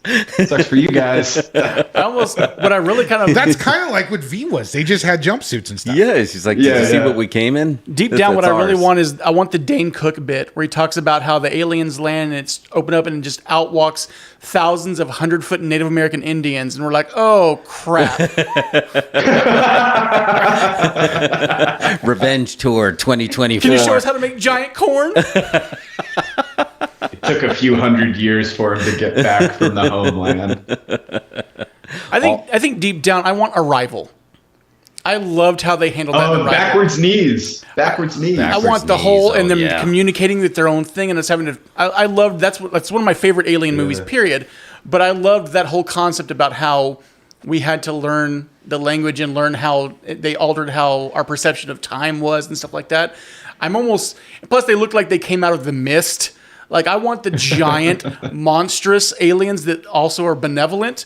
To that way I know like, oh, it's something giant and it's almost kind of like a docile creature.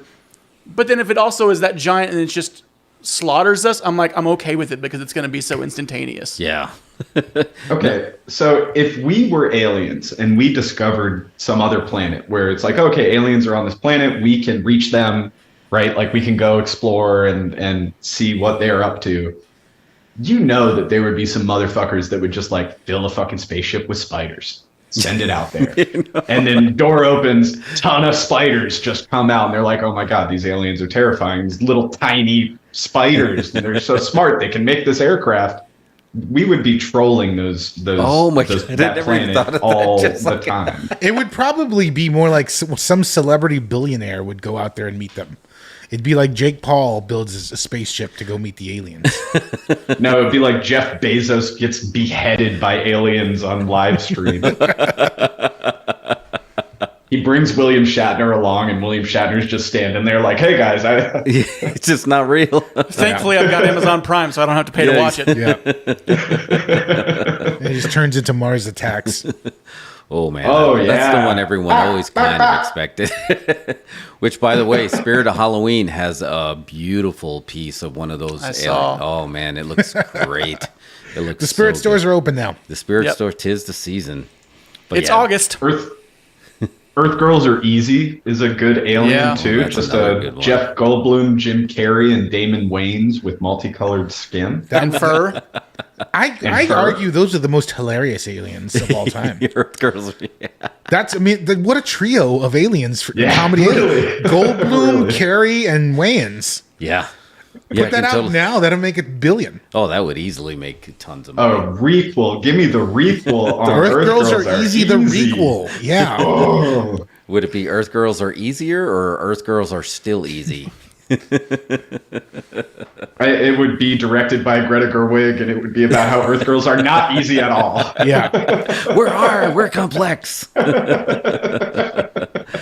Now this is going to be a very controversial pick, and man, because it's rough because it didn't age well. But to me, it's up there with Contact as probably one K-Pax? of the. You're gonna say K-Pax. I'm exactly gonna say K-Pax. You know exactly what I'm talking about. I freaking love K-Pax. It's so good. If AI can just replace, or if he's just replace who's in it, that movie just really kind of explains the whole where we are with like digital consciousness and the ability to copy, to a 3D printed body, or like we're just like a USB stick, and they had a way to like, okay, this one has some data. I'm just going to put my consciousness on top of that.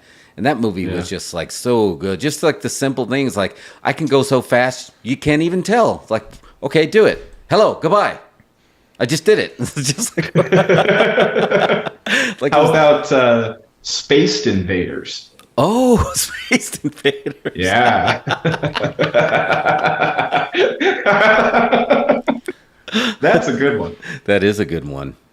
Honestly, I'm fine with just about any aliens. The only two aliens I don't want critters.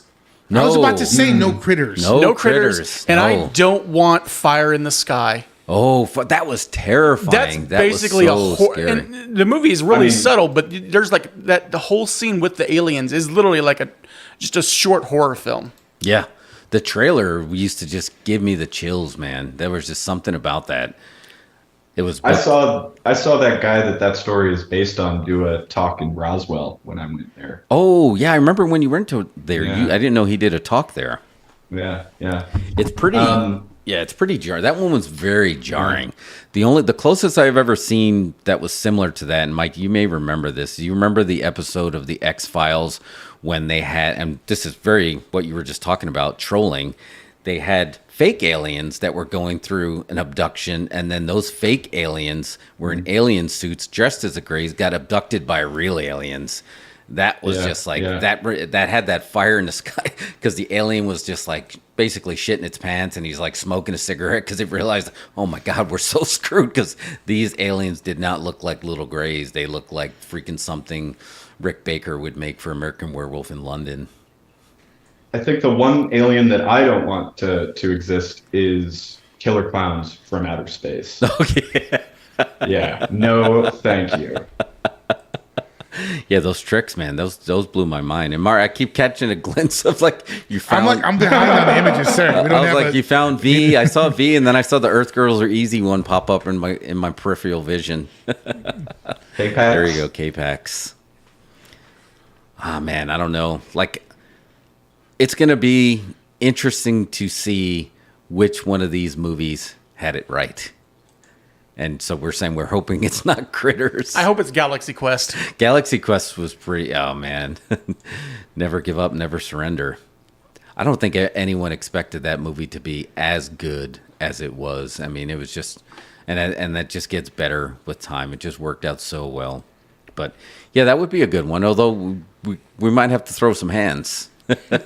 That's the thing. Is like, which alien movie are we going to pick? Are there any aliens that are come that it's just going to be like, we come in peace, and then it's going to be, oh, that was another one, right? Mario, Dolph Lundgren, I come in peace. I come in peace. Yeah, that was an alien as well. You leave in pieces. What worries me is if we have the Galaxy Quest mode and they come and they've been watching our historical documents. In the movie they were watching their the Star Trek ripoff. What happens if they watch the wrong show as their historical documents and they come here thinking like Jersey Shore is like a documentary? Oh, that would be awesome. If the aliens came down, they were all like Situations, or just a giant cast of Jersey Shore spin-offs. A bunch of Snookies just come off the ship. Just come. That would be a blast. That would be dope. There won't be enough pizza and funfetti cake. Yeah. For the situation. I don't know. I stick by it. I feel like, was another one that could be pretty accurate be the day the Earth stood still. Because if you think about it, if you were coming and the theory is that we are a warlike species, what better way than to just come with like, look, we're peaceful, but we got this guy. And if you even think about doing something, he explodes you. That's pretty intense. Like, That's like the ultimate power play of like, I come in peace, but if you even think about it, you're going to get blasted. And that remake, I mean, it's not one being out there though. Like I firmly believe that it's like probably a mix of the number of these different things, and then a number of things that we literally cannot even imagine. Do you think there really is like a galactic, Senate or whatever, a galaxy federation of planets that are kind of coming together, and then they kind of have to pick when you get pulled into the club? Like, no, they're not ready yet. Just leave them be. Let them play on their rock. That's definitely something that's come up in this narrative. The whole notion that there's like that when world leaders met aliens for the first time, aliens gave them a timeline, and that we only had until 2027 to actually disclose their existence, or they would disclose their existence. Oh, that's right. You told me about that timeline. It's just like, you're going to do it your way or you're going to do it our way. Right. Man. And what if their way of doing it was like what we have for the MCU? Like Thanos is like an alien, and it's basically like, oh, that's what's coming. How are they going to stop everybody from shooting at the aliens? I don't think the aliens would care. They're going to have to land over like Switzerland or Australia. Like as soon as the UFO goes over, like say it flew over, one of the southern states or something, people just be shooting right at the UFO, like right out of their window. What's going to happen is the second that it breaks Atmo, you're going to hear like every southern person in unison just yell "pull," and it's going to be just one giant clay pigeon. That's why they're shaped that way. It is shaped like that. It always is a clay pigeon. What did you guys training them? Did you think like the whole? It was strange because they're like, remember we had like 7 UFOs at one time, and then they just stopped talking about it, and then all of a sudden now we had like, okay, we had some disclosures. Do you think that was the reason the disclosure happened? And you, Mike, do you think along those lines, like, okay, we told you, if you don't find a way to let them know we're here, we'll do it ourselves? And they were kind of all over the planet, if I remember correctly. And then they're just like, we shot one down and it was a weather balloon. Okay, there's 6 more. Are those actually weather balloons too? Well, the story that came out around that time was that there were a number of radar updates going on across U.S. infrastructure, and that the big reason that we were actually seeing these things show up on radars is because the tools were not calibrated properly to not pick up things like weather balloons or whatever, but they started seeing so many different things with the current calibration. And in my mind, that's more likely if there is a prolongated, like, independent contractor driven cover up that is based on the desire to keep getting paid to do whatever it is that they're doing, then in all likelihood, this would have been something that was an innocuous update they did not think would actually change any of the protocols around the low level thresholds for objects in the sky, that was just a mistake. And because it was such a widespread mistake, there wasn't really much that they could do other than try to spin it after the fact. Yeah, I mean, I can totally see it's just like, oops. And then they couldn't spin it, so then they do it. Oh, yeah, there he is, Starman. That's another one. What a great movie that was, too. Meteor Man. He's not an alien. He just gets superpowers from a meteor. Yeah. Superhero. Did you guys ever see in the sky the Elon Musk's Caterpillar? What are they called? What's his high-speed internet that he's doing? Oh, Starlink? Starlink. Have you seen it? Mm-mm. Like, it's actually pretty common occurrence to see it, but a lot of people don't. I see it all the time. You do see it? Yeah. It's, if somebody saw that, it would like, and you had no idea what it was, it would freak you out. It's the equivalent of just like, do you know, like I think they recently did it somewhere in Asia. They got all these drones to go in the sky and then make the shape of a dragon that looked like it was moving. Yeah. And they're like, oh, we totally need to do that over that island of people that have no contact with the outside world. But if you ever seen those, and Mario, it's funny, you were just talking about it. That's exactly what happened. They had a drone and they were trying to film those people and they started throwing things at the drone. That's exactly like that. Yeah. They probably know it's other human beings, but they were still like, no, it was definitely, they had the gods must be crazy moment for sure. Yeah. That was just a Coke bottle. Imagine the entire robot camera.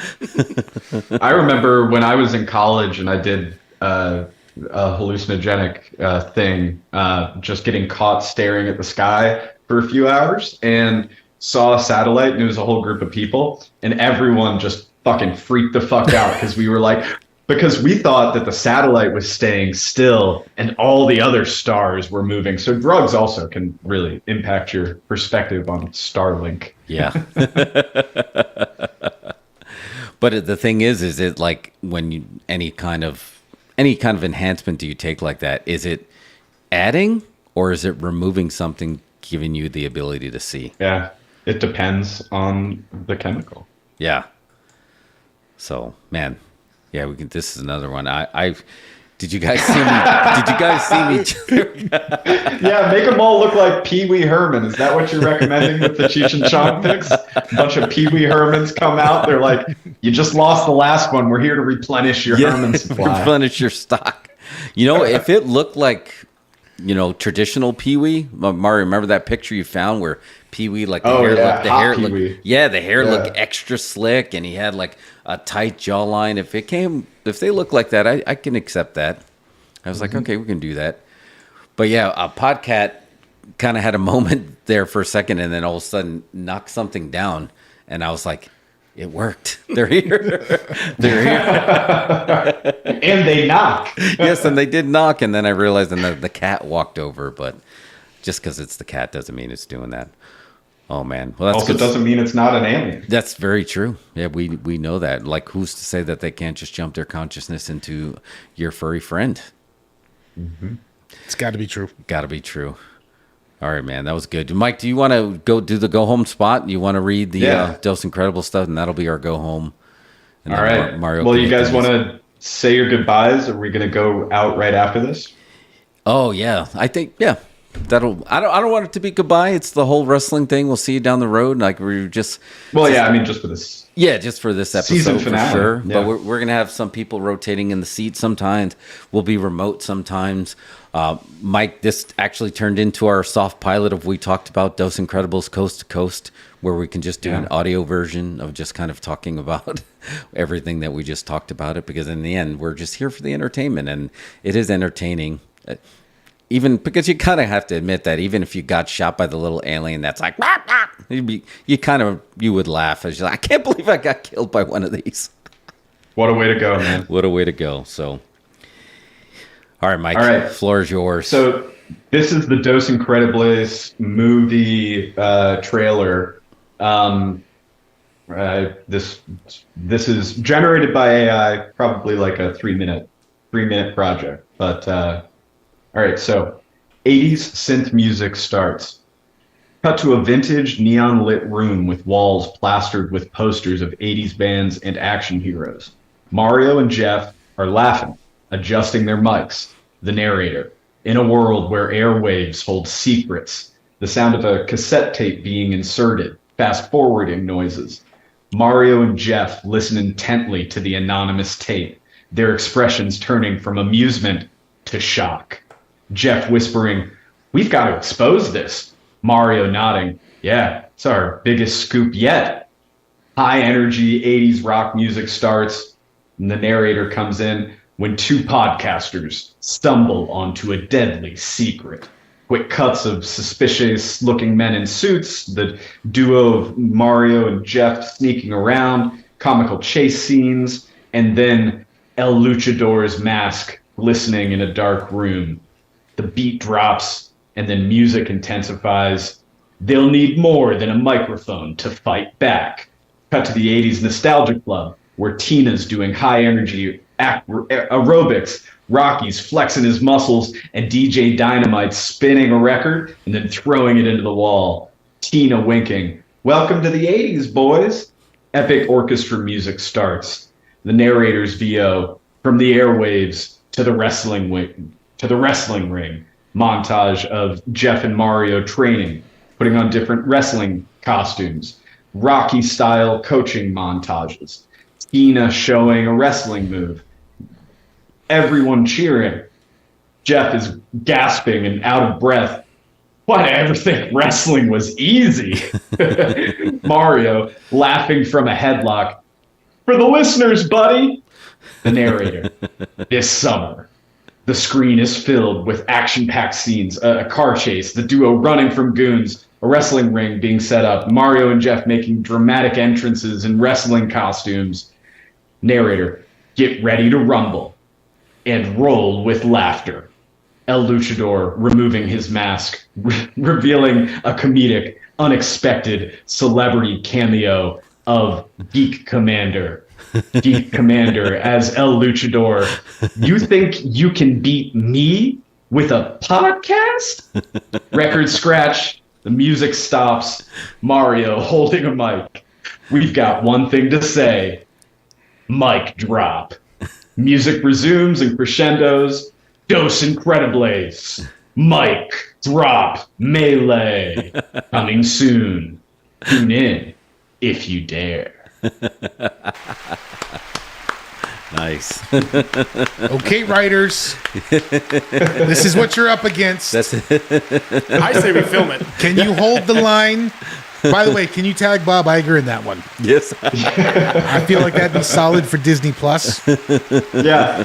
We don't need to play ourselves. We cast some younger guys. Right. Right? Yeah, totally okay with that. You could make it a Ghostbusters spin-off and use podcast from the Ghostbusters Afterlife. Oh, that's right. Yeah.